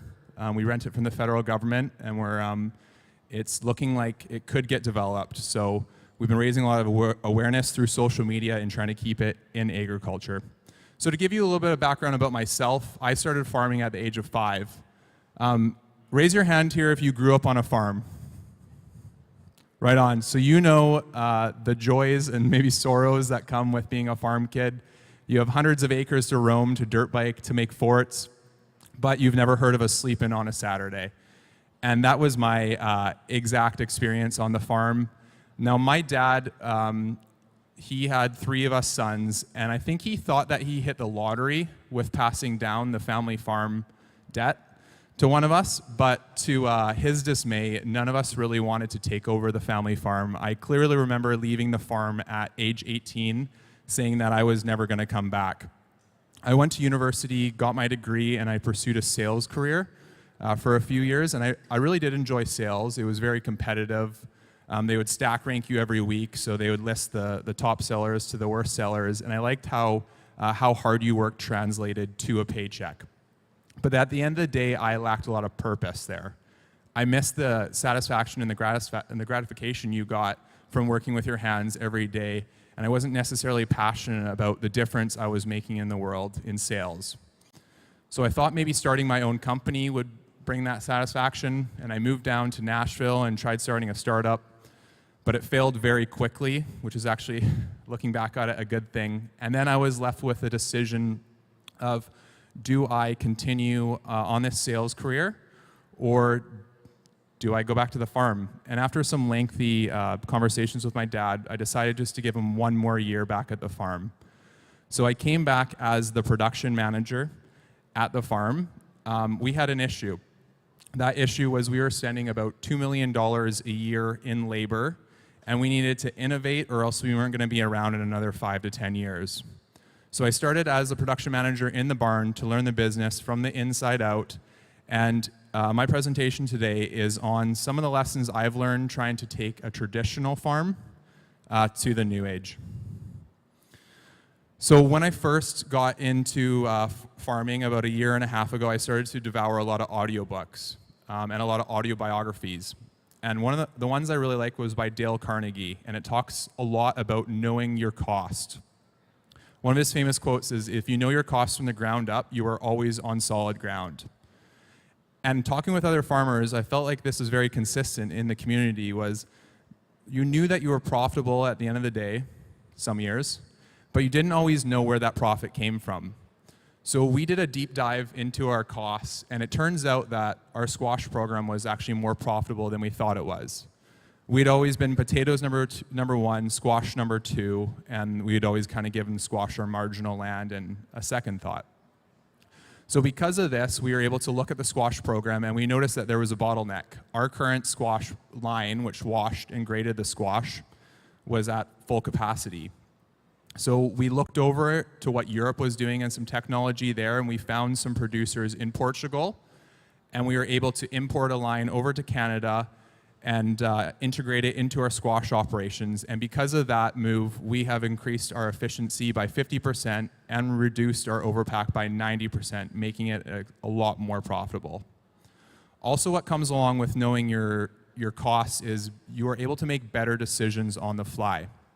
So we had a situation about a month ago where we missed our pre-merge spray on our squash field.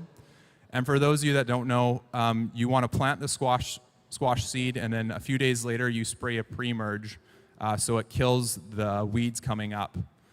And the squash seed grew really quickly, so it started to grow, and then also there was weeds. So we had to either look at spraying the field and saving tens of thousands of dollars in farm labor, or and losing 30% yield, or just chucking a whole bunch of labor at it and weeding the field.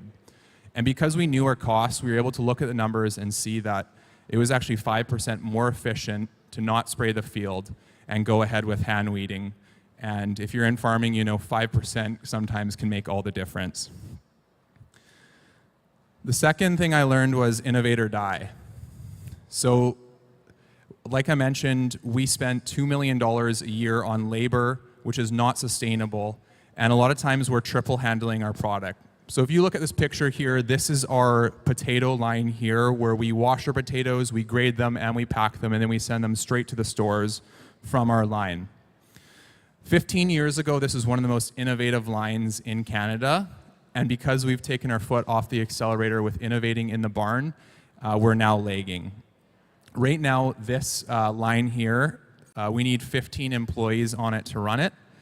But with the new lines coming out and the new technology, that goes to about 4 to 5 employees. So a significant reduction of labor. This is a current issue that we are figuring out right now because we have something called a 3-year rule. And that is anything that innovates the farm, if we can make a payoff period of 3 years, we pull the trigger right away. Unfortunately, this falls out of the 3 years, so we're trying to come up with creative ways to pay for it. One of them is government grants, and that's how we actually paid for a good part of our squash line, was we got a government grant from IAF. So we're looking for creative ways, and we're in the middle of this right now. However, some things that we have pulled the trigger on are potato packers. So if you look at the first picture right here, you're going to see 10 people in it packing these 2-pound bags. And this year, we pulled the trigger on innovating a new potato packer. So we can now run with 2 people instead of 10 people packing these 2-pound bags. So we are finding a lot more innovation coming out every year. And it's just having an idea of what makes sense and what doesn't make sense for your farm. There was a new potato harvester that came out, and we really wanted it. But after doing the numbers, we realized that it was going to be an 8-year payback period. So we just had to say, okay, we're going to park that, not for now. And I think this is really important for the next generation that is working with an older generation, because a lot of times I hear that there is sometimes pushback with innovation. And I think that's why it's so important to prioritize your innovation, come up with a 5-year plan, and put together the numbers. A lot of times the older generation, they want to progress a farm, but they're also just looking at the pennies, as oftentimes that's how you make the dollars. But putting together a 5-year innovation plan and presenting that with the numbers, I think is a great way to combat that this is the way we've always done it mentality. Number 3, unexpected places. So successful people find value in unexpected places. One of the first things I noticed when I came back to the farm was how much food waste there was. And this isn't because we like wasting food. It was just because, well, unfortunately in North America, our potatoes, our carrots, our food has to look perfect in the stores or else it's not going to sell. And by waste, I mean going towards cow feed, not going towards human consumption. So what we decided to do is we did something called Ugly Potato Day, where we put a post on our social media and we said that people could come to our farm and they could grab our ugly potatoes for free, and if they wanted, they could leave a donation for the local food banks. And we did this every 2 weeks last summer until last year in October, we had 4,000 people come to our farm. We raised $6,400 for local food banks, and we gave away 45,000 pounds to feed our community that would have gone to cows. Yeah, pretty awesome. Yeah. And through that, we were able to have really good conversations with our community. And what we figured out was there was a ton of people living in the Greater Vancouver area that were having to decide whether they paid their rent or whether they paid for food. And talking to the food banks and working with food banks, there is a 30% year-over-year increase in the food bank enrollment, and yet we're still wasting about 30% of our crop. Like, I know I would like to work 30% less. I don't know about all of you. So I'm here to say that hard times are starting to come and lots of people are being affected by this. And that's why I think this is a really good time for all farmers to reevaluate their waste, reevaluate their unthought of product, because I think there is going to be value in it. And through these conversations with the community, we're able to approach our larger retailers and start to develop imperfect produce packaging with them, where we can sell our produce that typically wouldn't be sold in a grocery store to the public for a discounted cost. So number 4, regenerative agriculture. And I know, this is a buzzword in the last 2 years. What does regenerative agriculture really mean? Well, in our research, it means protecting, armoring, and equipping the soil to help us get better yield, to help us control disease, and to help us improve water retention. So what does that mean exactly for our farm? What we try to do is we try to use manure, we try to do a lot of crop rotation and cover crops, but at the end of the day, it is hard for commercial farms to hit every regenerative ag topic, such like no-till, especially when you live in a rainforest area. You have to be able to rototill your land. But at the end of the day, I think that every farm has room to reevaluate and look at what regenerative practices they can incorporate and relook at it every year as new technology comes out. I think most of the farmers now, for the last 5 years, have had GPS in their tractors. And that was a massive move forward in technology, in efficiency, but also in protecting your land and making working it a lot more efficient. At the end of the day, I do believe that if we can incorporate more regenerative agricultural practices, it will not only benefit the communities that we feed, but it will also benefit our pocketbooks. Let's go to the next one. Okay, bonus, social media. So this is a little bit more of what I'm known for, but I really think new age farming, we need to talk about social media. I believe that we are at a time where the end consumer is less educated than ever. So about 2 months ago, I was walking by as we were washing some red potatoes, and so I just took 3 quick videos of it. I didn't think much of it, and a few days later, I posted a video saying, today we are painting our potatoes red with a liquid that looked like water. We do this because red potatoes sell for more money, fall for more farming hacks. And I completely said it in a satire way, and I thought it was very obvious that we were just spraying water on our potatoes. But the video went viral with over 30 million views across all platforms and a lot of nasty comments of people really shaming me for painting our potatoes red. And I think this just goes to show a lot of misinformation that gets spreaded, but how easily people believe things on the internet.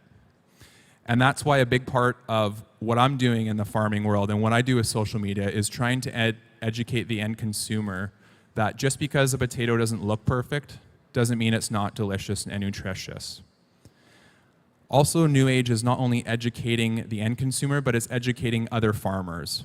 Right now, the average age of the farmer in Canada is 57 years old, and a lot of them don't have the next generation support on passing down their farm. I mean, why would they? I saw my dad struggling in his 50s. I saw him putting millions of dollars into the ground and hoping for favorable weather conditions. However, I think farming is beautiful, and I think there's so many opportunities in it, and that's why I make the content that I do, to try to encourage the next generation to get into farming. At the end of the day, the next generation might not want the current generation's way of life, working 60, 70, 80 hours a week, but there's room for both. There's room to have a management team that runs the farm where you're not involved in every decision. And I think that's something that every farmer needs to look at. And if they have a son or daughter that wants to take over the farm, look at what that succession plan would look like and look how that's going to fit within their life. They might not necessarily want your life, but they still want to be a part of the farm and farm it their way, in the New Age way. And the last part about social media is I believe it's one of the best places for us farmers' voices to be heard. So like I mentioned, we are able to grow the first potatoes in all of Canada, and that is because we've been privileged enough to be stewards of some of the best farmland in all of Canada for the last 50 years. However, this farmland is in danger of being developed. And when I joined the farm a year and a bit ago, that's one of our first action items, was to create content to raise awareness. Through this awareness, we've been able to get over 80,000 signatures on a petition. Because of that, we've had traditional media hop on, and now we have hundreds of thousands of Canadians that are not only well educated on this land, but are passionate about keeping it in agriculture. And while this land is not currently saved, we feel very optimistic that we will be able to work with the federal government and keep it in agriculture. So to kind of go over everything that I've been saying here, and to sum it up, know your costs to expand and survive, innovate or die, and try to use a 3-year rule, where if innovation can pay itself off in 3 years, you pull the trigger on it right away. Look in unexpected places, because we are in unexpected times, and there is going to be different value in our unused or unthought of products. Incorporate regenerative agriculture, because at the end of the day, I believe that is going to make farming in Canada better and affect our pocketbooks in a positive way. And look at using the power of social media to get your voices heard, but to also encourage the next generation to come and join this beautiful world of farming. Awesome, you have all been great, and I am potato tie in line online. So yeah, I would look forward to connecting with you online. Follow me, and yeah, I try to make weekly content.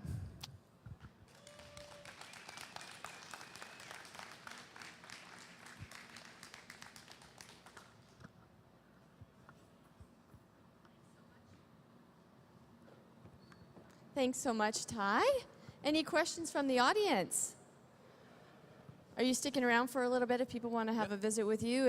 And, for sure follow Ty on social media. And ugly potatoes, hey? Yeah. Do they taste the same? They taste even better. Turns out they taste even better. Thanks so much for joining us. We really appreciate having you here. Another round of applause for Tyler. Awesome. Thank you. Thanks, Tyler. Do you have the printer? Yeah, thank you.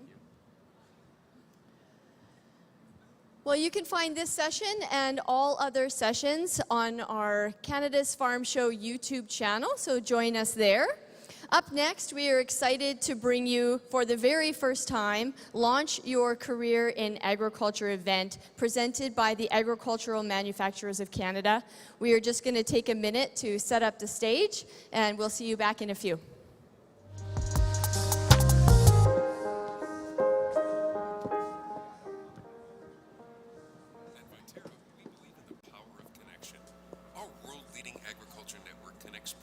And consumers to supply top quality food ingredients each and every day.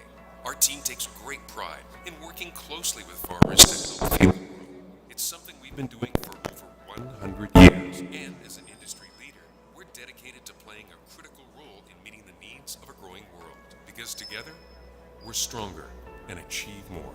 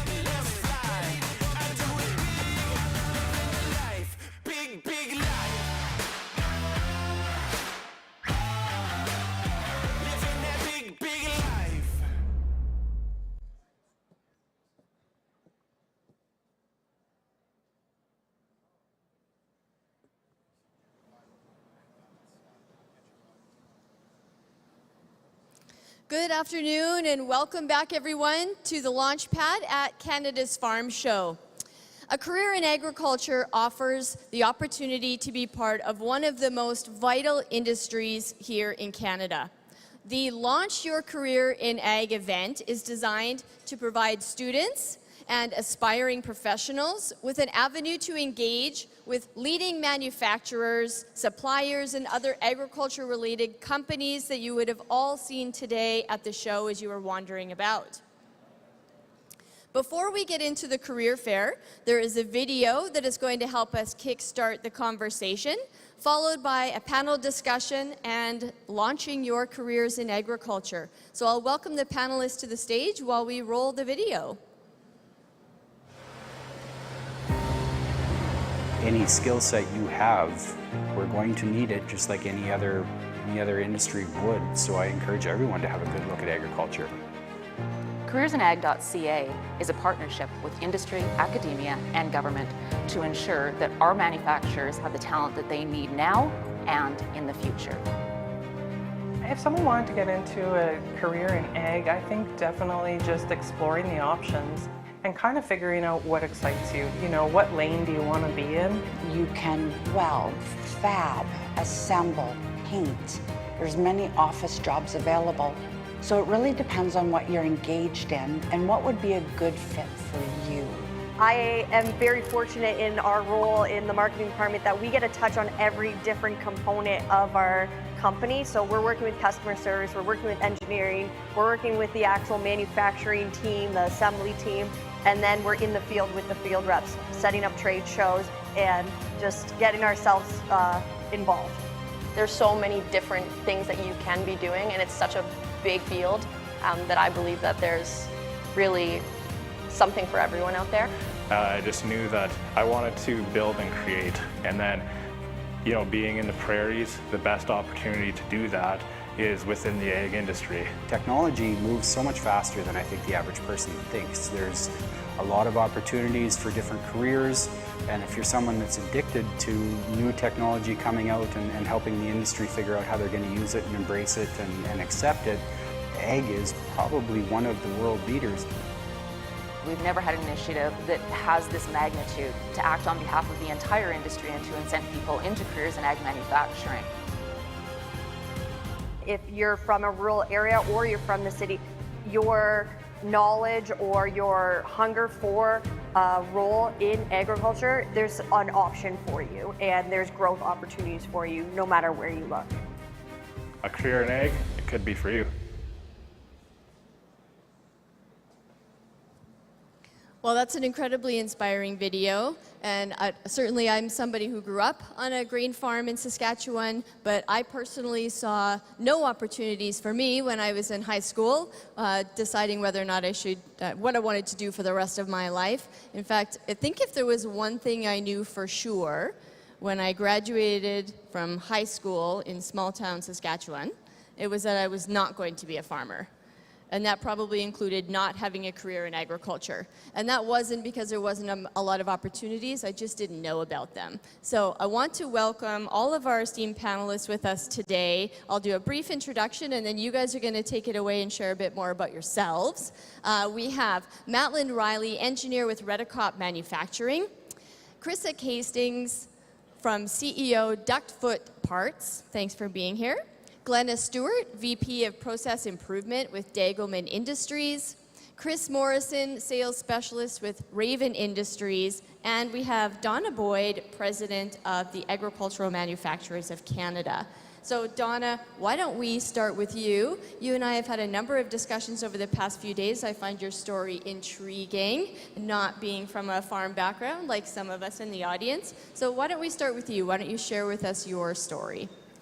Thank you very much, Sherilyn. It is such a pleasure to be here today at the Launch Your Career in Ag event and to share with all of you CareersInAg.ca. So I, like you, have a bit of a farm story in that we have a farming family.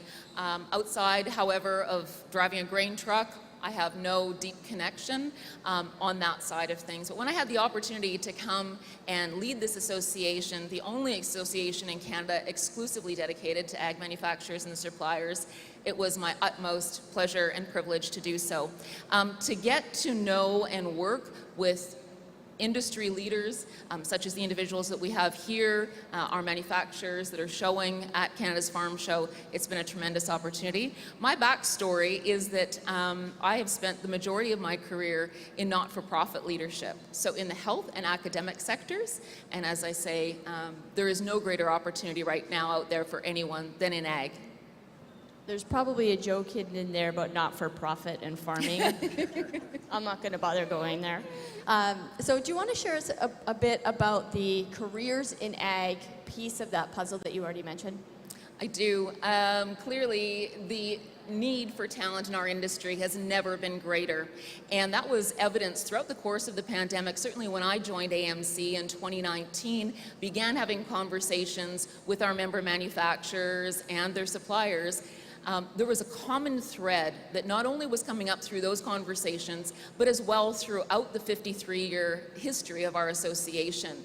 Where are we going to get the talent that we need now, and where do we get the talent that we need in the future? It's become increasingly evident that there was no one that was really at the fore leading this, and the encouragement that I received from our board of directors, from our members, and from those in our industry to really get our arms around this, not only for ag manufacturing, but for ag writ large, and to take that leadership role that unites industry, academia, and government in really kind of a humongous push to say, if you've not explored a career in ag, let us tell you and let us show you about the opportunities that are out there for you. I think classic marketing tells us that there's always a push and a pull for any particular product. In the agriculture industry right now, we are trying to pull people into this industry, and then you've got another demographic that is trying to push themselves into a market. But agriculture is a market that a lot of people are very unfamiliar with. So what was the origination for an initiative like this? It was really that impetus that was born of the tremendous demand that we have right now. Again, that it kept coming up in conversations. Sherilyn, we do a talent and technology survey every year. We go out to our members and we ask them what their greatest pressure points are, what are the major issues that are confronting them, and what do they need in order to support their success. So we launched the Talent and Technology Survey in 2021. 35% of our members participated in that survey, and last year in 2022, more than 65% of our members participated in the survey. Anyone who knows anything about surveys knows that that's a pretty good return percentage, but also it indicates that there's such a thirst out there for those data points to say, what are the careers that we need now, and what are the careers that we can anticipate needing in the next 5 years? With that information, then we can have conversations with government and our academic partners to say, these are the courses, this is the curriculum that we're learning that our manufacturers need.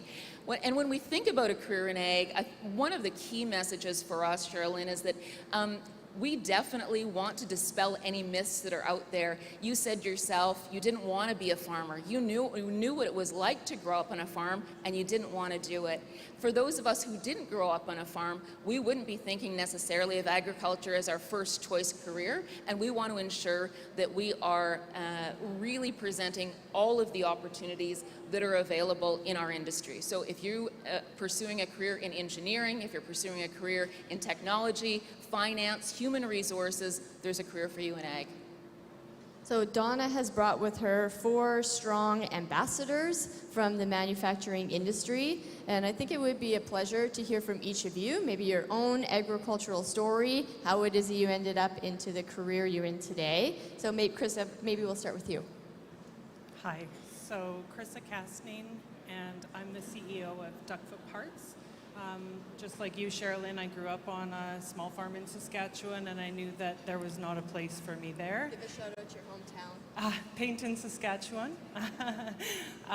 So yeah, I went off to university and I pursued a career in social work until joining my husband on the farm I don't even know how many years ago that was. So had a good career in social work and then joined him on the farm. We had a farm innovation and called the Duckfoot, and now we have a business that's evolved around that product. So what role did you particularly play, maybe at the onset of your career coming into agriculture? I heard you use the phrase married a farmer. That's a very common phrase that we hear amongst women coming into agriculture, and it's almost as though we feel we're not just sure what our role might be on the farm, so I'm just going to say I married a farmer. Can you think about the transition from when you first stepped foot on that farm and discovering what your role might look like? And maybe tell us a bit about your role in the innovation that is now Duckfoot. Sure. So I actually had said I would never marry a farmer. Growing up on a farm and seeing what my parents went through, how hard we worked. But obviously that happened. So I started out on the farm being more the gopher, the parts runner, the cook. I did all sorts of things. Then I became the grain cart driver at harvest, so got more involved in using the equipment and being more of a functional part of the farm. And then I was riding in the combine with my husband one day, and he was expressing his frustration harvesting the lentils and seeing the losses, and he just said, I know that I can do something about this. I have this idea. And so I said, well, what will it take? And let's try it. So we just started down the path of exploring this innovation, and we launched actually at Canada's Farm Show 5 years ago in the Innovation Pavilion. We won a Sterling Innovation Award there, and that was really the impetus for us to see like there is a need for this product in the market. And so since then, we now are in 4 different countries and expanding and growing our business and trying to reach more farmers and help them to understand the benefits, you know, and the ways that we can help increase our efficiency, reduce losses, and save some time and money along the way. Thank you for sharing that, because that's an incredibly inspiring piece of this story. Oftentimes as farmers in industry, we'll walk around a trade show like this, picking up the brochures and the pamphlets and thinking about whether or not we may want to invest in these kind of products. But I think it's nice to be able to think about how that product got there in the first place, what that program was like, and how those innovations really start from a conversation in a combine. Was there any lessons learned? There's mistakes along the way. We know that's probably gotten to your success today. Are there any lessons learned that you'd like to share for those aspiring students and aspiring professionals that think innovation may be the avenue for them into agriculture? Yes, definitely a lot of lessons learned along the way. I think, you know, we didn't start out with this path and thinking we were going to go into having a business around it.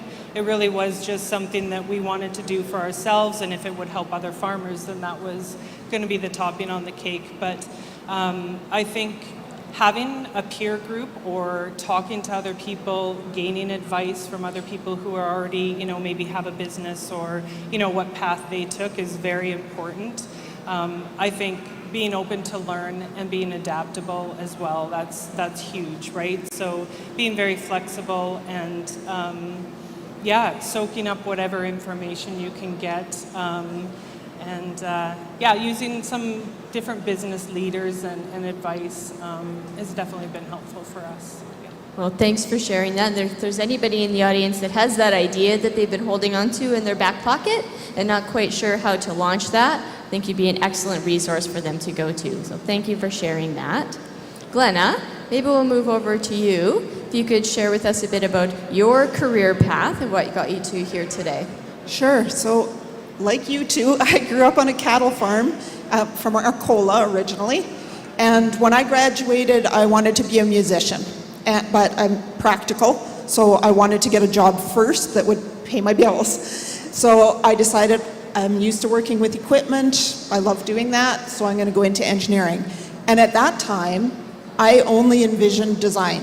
I only envisioned actually creating new equipment, solving problems that I had with my existing equipment. So it didn't even occur to me that I might end up in a production environment. But I was in an industrial systems engineering program because that was the most accessible to me. It had a co-op program, so I could get jobs along the way. I found out I wanted nothing to do with process. I didn't want to be in the oil industry. I hated that. So I wanted to be in manufacturing. And when I graduated from university, there were no jobs anywhere. Nobody from my class they were all heading to Ontario or to Alberta. And just about nobody was getting placed in Saskatchewan. But in my last co-op work term, I found out that I didn't know how to design to actually get something made. So I went into machine shop, and I wanted to be able, my designs, I wanted to make sure that they could actually be made. And in machine shop, I was just about finishing the program, and they needed help with some of their new CNC equipment. You can tell how old I am by that. They were just starting to implement CNC equipment in the course. And so I stayed and helped them. They contracted me. And while I was doing that, Hightech Profiles had just installed the first laser in Canada, in Saskatchewan. And they needed someone to program. And their current programmer went on paternity leave. So they called my instructor at machine shop, and he said, hire this person. She's done the engineering side. She's done the machining side. She has the experience. So I started with them, and then I met every manufacturer in the province because they all wanted things laser cut. And so I got to know all the different people that were manufacturing, and I saw the parts that they were making, and it was exciting. And so after a few years working at Hightech, which was a wonderful job, but it gets a little tedious when you're mostly drawing circles and getting them cut out. So after a few years, I moved on to Degelman Industries, and I moved into technical sales with them initially, and almost immediately into the production side. And I've really been working in production, process improvement, and taken on other areas, got into the IT area because we needed it in order to do some of our production processes. So I've been involved in a whole bunch of things in our company. It sounds like from your story, by specializing in that laser cutting, that was an opportunity for you to network and meet a whole bunch of people that you may not have met otherwise. And then now you're able to build your career based on that networking that you had through specializing. Do you have any, go ahead. Yes, I think a lot of people focus too quickly on specialization though. That worked out really well for me because it was a niche that opened up a whole bunch of doors. But I see a lot of people that specialize before they really know that that's what they want to do. And so they get pigeonholed into a particular area. We've had situations where we've hired people that were very specific and didn't understand, again, going back to that machine shop position, didn't understand how things are actually done on a farm or how things are done in the work, like how things are actually built. And if you don't have that experience, specialization can be dangerous because you can get too focused and not be able to relate to the world around you. Yeah, thanks for that. I think it may actually be of benefit for, our industry is not used to welcoming people to the workforce that do not have a background. We have not been all that welcoming, I think, in the past. But people that are coming into the industry, some of the new Canadians we have, some of the new students, and some of the people without that agriculture background are going to be bringing with them perspective from entirely different industries. And I think as an agriculture industry, we could maybe do a better job of appreciating what those experiences might bring to our industry in terms of innovations or specialty or anything else. Any advice that you can give to people who are specializing today that are maybe a little unhappy with the area of specialization and how they could move from that piece to a more general or entirely different aspect of manufacturing? Well, I think in any position, especially when you're junior in a company, get there every day, show up, show that you want to excel at whatever job you're in. It doesn't matter what task you're doing. If you're shredding paper, be the best paper shredder that's ever been and be there every day. And if you do that, watch what's happening all around you. And as you see other tasks, volunteer. Hey, I'd like to help out with that. Can I stay a little later tonight and see, can I try welding? Can I do whatever needs to be done that you think is aligned with where you want to go? And if you show ambition, you'll get there.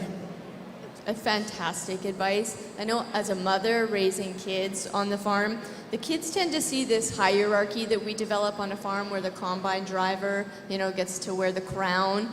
And so that's what they aspire to do. But the years of doing all of the other jobs to get to that combine seat are truly important to make you the combine driver that we're looking for. So I appreciate that advice. Well done. And Chris, maybe we'll move over to you. Share with us your story. Yeah, so similar to Donna, my background on the farm is our family had a farm. My mom's family grew up in the oil field in southeast Saskatchewan. My dad came from a farm, but I actually grew up more in the patch or the oil field than I did on the farm. Would go back for harvest maybe in spring, give them a hand, but I didn't have super strong roots in the farm like my cousins did.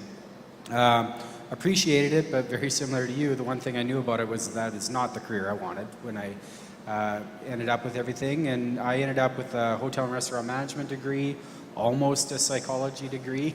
I left that one. Golf course, I got a quick bolt-on golf course management degree.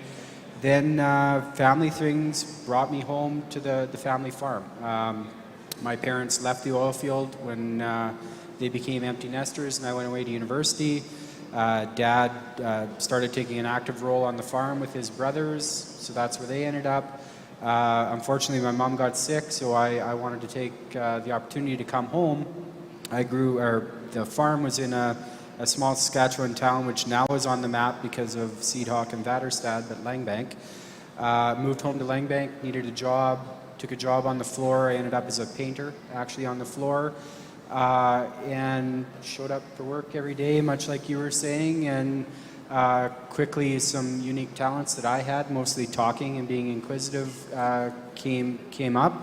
As the company got bigger, they needed people to come to this show at the time. Farm Progress Show was the majority of our marketing, so I started coming to the shows and talking and visiting, and pretty soon, before I knew it, I was in the marketing department and I was in the sales department, and I had a wonderful career with that company, ended up all over the world with them. Along the way, got addicted to talking about new technology with farmers.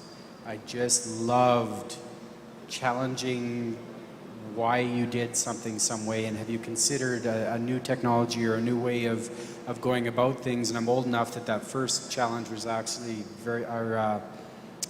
direct seeding or going straight in. We were still doing a lot of tillage when I started, and then it became big toolbars, big tanks, sectional control, all kinds of things.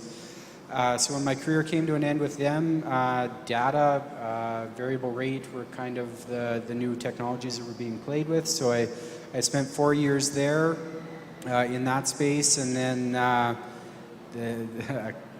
company called DOT in Regina started, and I got the opportunity to try and help bring robotics and automation and that next level into agriculture. So joined them, which then got purchased by Raven, and my career has just been filled with challenging farmers and challenging the industry on that new technology, and I love it. And there's so much of that in agriculture that I think from outside of ag you don't know about these new technologies and new ways of going about things. It's been a wonderful career, and the part about it I appreciate the most is it allows myself the luxury of living in small town Saskatchewan.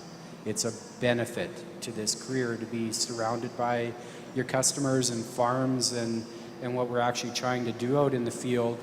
A lot of people I talk to from cities dream of living out here. They just don't know how to go about getting out into the country, and I think it's because there's not initiatives like this to educate the masses on there's wonderful careers. As you mentioned, HR to begin with. The company I currently work for, we would hire more people if we had enough HR professionals to bring more in. We're literally at our cap for what we can get done. Engineering, finance, people that can talk like myself. I was inquisitive, and I was always asking farmers and other people from the industry why things are and how they work the way they do, why they couldn't be changed. And We have room for everybody, and it's so fluid. Like you said, if you're interested in a different part of a company in agriculture, showing that interest, showing up, asking questions, it's so easy to move into and find your specialty in this industry. I just love it. It's been rewarding.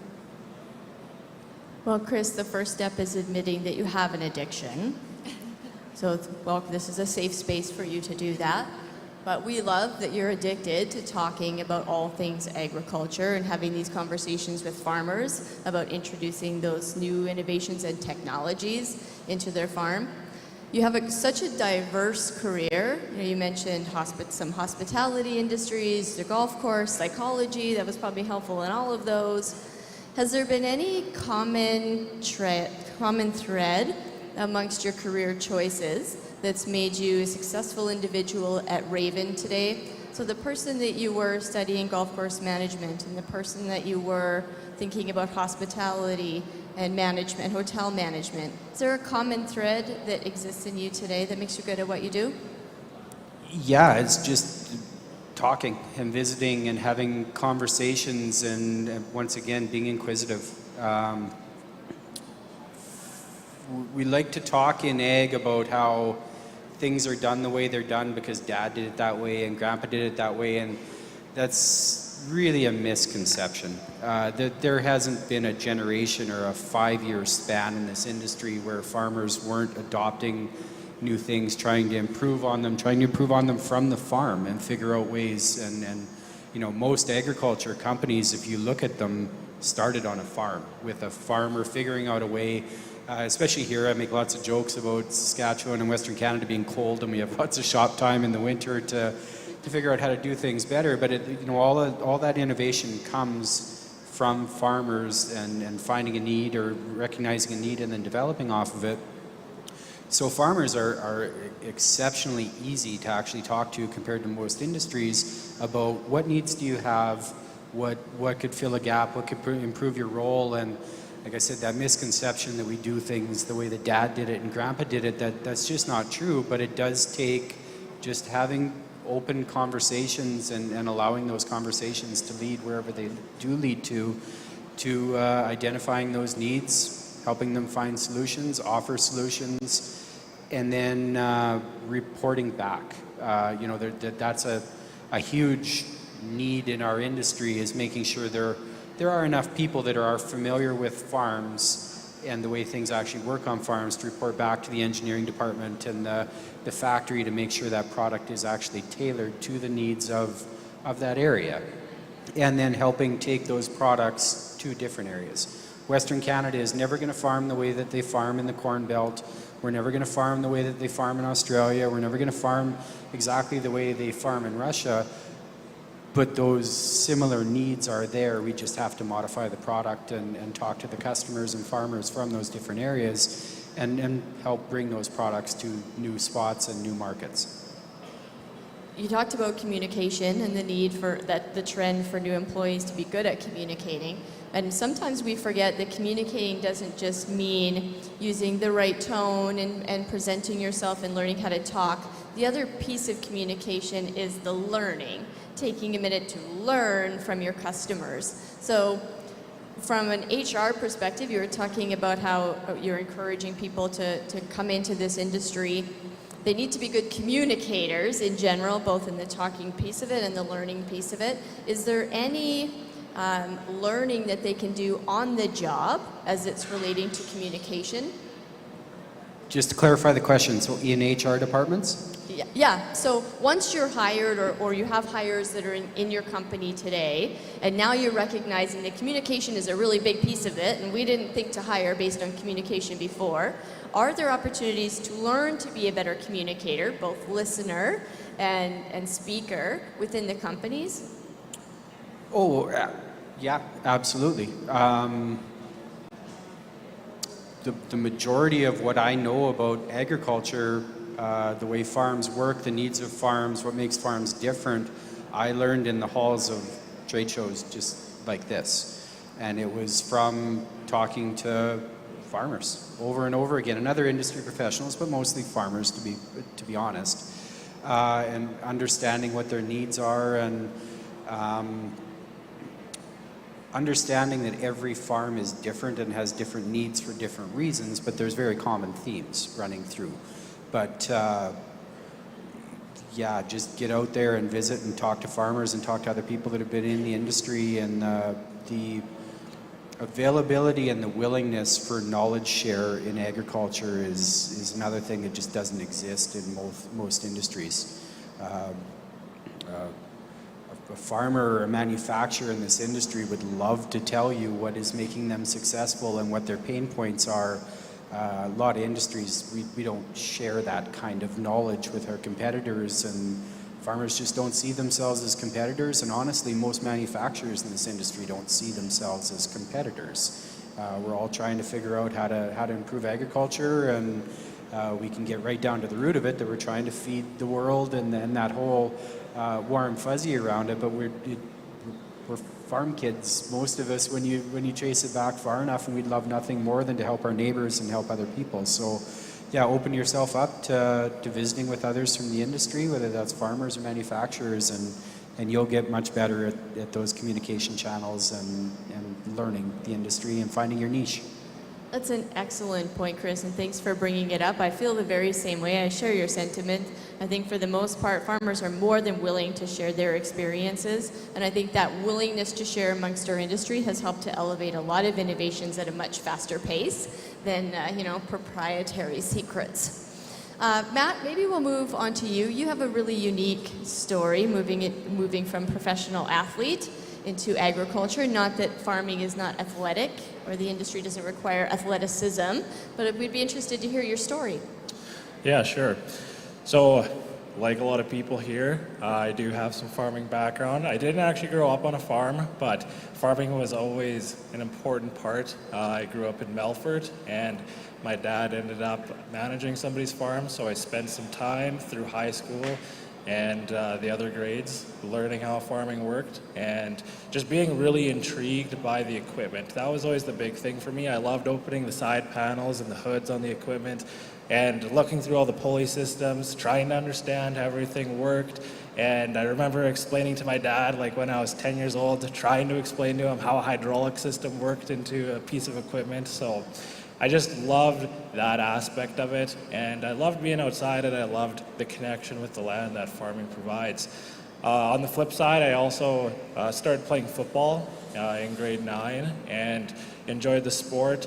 I saw an opportunity that I could use my football career to go to school and get an education and get something useful out of it. So I went to the University of Saskatchewan, enrolled into mechanical engineering, and 5 years later, after completing my degree, I decided that football was still something that I enjoyed and liked to do, and was just honored and grateful for the opportunity to continue that at a professional level.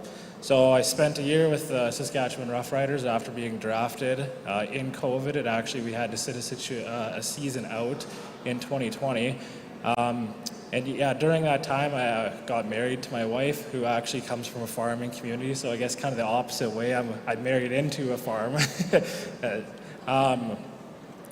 And yeah, so we moved down to Regina and started my career as a professional athlete. I didn't go exactly the way I wanted it to. I ended up getting injured and not getting a really good opportunity to play. And also during that time, we ended up expecting our first child. So come to the off season, I kind of had a bit of a decision to make. We saw the ins and the outs of a professional sporting environment, and as to a lot of people's surprise, it's maybe not exactly what you think it's going to be when you get there. So we had a lot of conversations, a lot of hard conversations after the season was over, and decided that my opportunity and my career as an engineer was going to be better and more stable for our family long term, and that was really the driving factor for moving on from the CFL and continuing to work as an engineer. It's an incredible story. We've heard from you, and were you here for Corey Hirsch's presentation? 13 years in the NHL, and you had the opportunity to play in the CFL for the best team in the league. Those are some mountains that not very many athletes get to climb. what were some of the lessons that you learned as a professional athlete that you're now able to take with you in your new career in engineering and agriculture? Yeah, I'd say that it's just a lot of hard work. Like the attitude of coming to work every day, putting your, with your lunch pail, your hard hat, and whether, it doesn't matter what career that you're in, is that just having that attitude of being grateful that you have the opportunity, grateful that you have a job, and coming in, not having any attitude, like coming in and just being humble about where your position is and willing to put in the work to, everybody wants to advance and succeed, but you have to have that base. There's probably a lot of good analogies we can make between the sport of football and the sport of farming. Something that comes to mind for me would be your coach.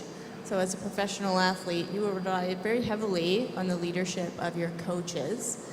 And after you moved into the agriculture industry, did you think about finding a coach? And are there some coaches in your life that have helped to guide you through your careers? Yeah, that's a really good question. So I think the most important part is finding somebody and a leader that has a good vision that you can get behind. You see it in sports. The most successful teams usually have coaches with the most buy-in from their team members and people who really want to get behind a leader. I think that's really important in your industry too, is finding that person who's leading your company as an employee that you 100% agree with their mission, you're backing them 100%. And that just creates a way better team environment within the workplace and really helps advance and make your product better because everybody's on that same team, everybody's working towards that common goal. So I'd say within my own personal career, my two current bosses, Trevor Thiessen and Dean Meyerly of Redicop, they're excellent examples and they provided a lot of wisdom and guidance so far for me. That's excellent. And I know for me, I've had a lot of mentors throughout my life, or coaches, as you might call them in the professional athlete world, and they have really and truly helped to guide my career and let me bounce ideas off of them. I'm now in a position where I'm old enough to be a mentor. Didn't know that till I was asked, but happily took on the role, and I would dare say that being a mentor has taught me even more than learning from my mentees. So certainly would encourage each of you to continue doing that, and I think just being here today has offered the opportunity for anybody that's joining us at our Launch Your Career in Agriculture event. You've been really and truly inspiring. So what does the agriculture industry really need to do to attract people? Because absolutely every industry here in Canada and potentially globally is looking for people. So how do we set ourselves apart to attract people to this industry over others? Anybody? Any thoughts? Is it money? We could start with that. I don't think it's money. That's easy for someone to say that's in the middle of their career, but I really don't think it is, especially with this next generation coming up. They're looking for fulfillment, they're looking for lifestyle, they're looking for other things than just wage. We all need wage, of course. Somehow education to people outside of agriculture, what is inside of agriculture. It's a difficult thing. I've done lots of lecturing at schools and guest speaking and worked with schools, and now Donna came to me to ask me about AMC. All of that still seems to hit farm kids that are in school taking farming classes and other industry professionals from our industry. We need to get that word out. They need to know, first of all, how exciting careers are in this industry for engineers and people like me that are addicted to new technologies and talking about new things, endless. Right now I'm in automation and robotics, and when I get a chance to grab a young engineer that doesn't know anything about agriculture and explain to them, we literally have 120-foot wide robots running around fields. They have no idea that exists in this industry. They think Tesla and working in the trucking industry are going to be the first place that they actually see autonomy come, and where we've been doing it for a few years and are going to be first. But it's getting that out, and I wish I had a magic answer how to let people in Toronto or Vancouver know what happens in the fields and what this industry is all about, but I don't know the answer to that. But I know that's all it is. The lifestyle, working with farmers, working with people from the industry, supporting farmers, so fulfilling, so kind, such nice people to work with, so open, and the rewards are there, the careers are there. It's just getting that word out to the masses. We're here and we want you, and you'll be embraced to a level that you're not in many other industries, because we have that need, and we're farm people, and we're used to looking after everybody. Who hasn't fed a neighbor and looked after a neighbor and whatnot? So yeah, just informing them. Glenda, did you have some thoughts? Yeah, I think you have to be able to visualize it. And I've had so many instances through the course of my career where people have come up to me, or not even come up to me, but I remember when I was studying engineering, and a couple of women came up to me and said, "What's it like in engineering? Like, do the guys pick on you?" And it took me aback. It totally shocked me. Like, no, they're my classmates. They're my buddies. It's no different than any other class. So I think people have to be able to visualize, and getting the vision out about our particular industry is another element to that. Engineering is one step, but there are so many careers in the ag industry, but unless someone can picture themselves. I had a niece that I was asking, she's trying to get into an entry-level position, and she was talking about maybe finding a cleaning job, and I said, well, have you considered welding? Have you ever tried welding? And total dead silence, like no response at all. Hadn't even crossed her mind, and yet she could do far better in a welding career, that has opportunity to become a career, but it hadn't even crossed her mind. Maybe some way, the best way to attract people to the industry is to let them know the job exists, and it might even be open for them. Did you have some comments too? Yeah, I would say that going through university, I remember in first year we got demonstrations and industry people coming in, and I don't remember anybody from agriculture coming in and presenting to us. And we're in mechanical engineering. So like, I made some comments earlier with AMC that we're in Western Canada. We have multiple farm manufacturers here. This is one of the best places as an engineer or someone with a technology or science degree to get a job. So I think we just need to do a better job promoting that within schools and within the fields there.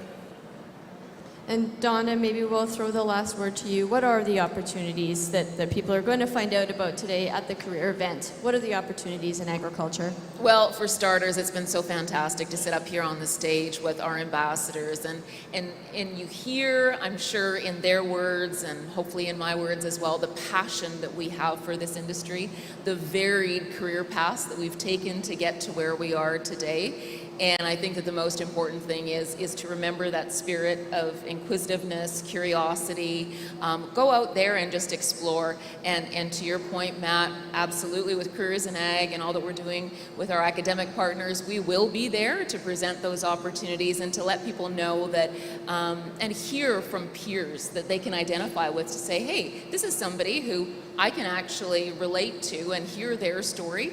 We've got our ambassador videos that are on our website to be able to get that word out. We're also encouraging all of our members and people in the industry to do some shameless self-promotion, as I like to call it, to be able to dispel some of the myths that are inherent about working in a career in our industry. So of course, Careers in Ag is a great hub for that. So careersinag.ca, our social media channels as well will have lots of information and plenty of opportunity and resources, including our scholarships. So now AMC, at our 50th anniversary convention, which just took place in December, began a scholarship, again to try and incent students into careers in our industry. So we'll be promoting that ongoing and looking forward to awarding our first set of scholarships at our convention coming up here in Regina at the end of November.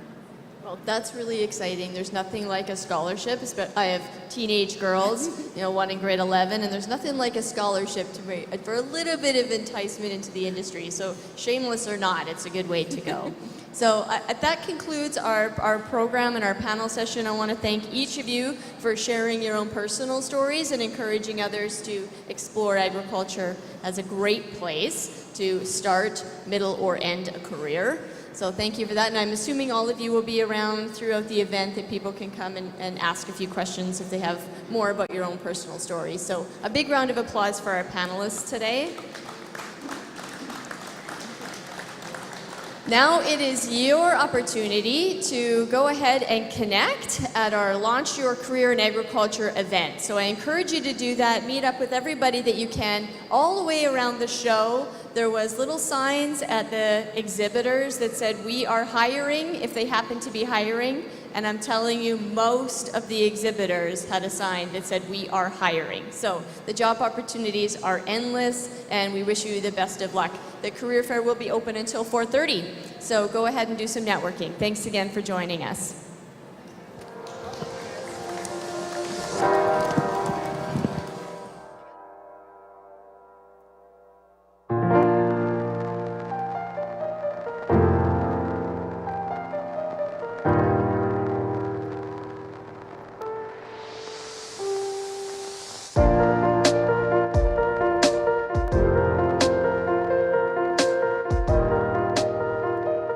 We're behind you. We're FCC. Percent invested in Canadian agriculture and food, serving diverse people, projects, and passions with financing and knowledge. FCC. Dream. Grow. Thrive.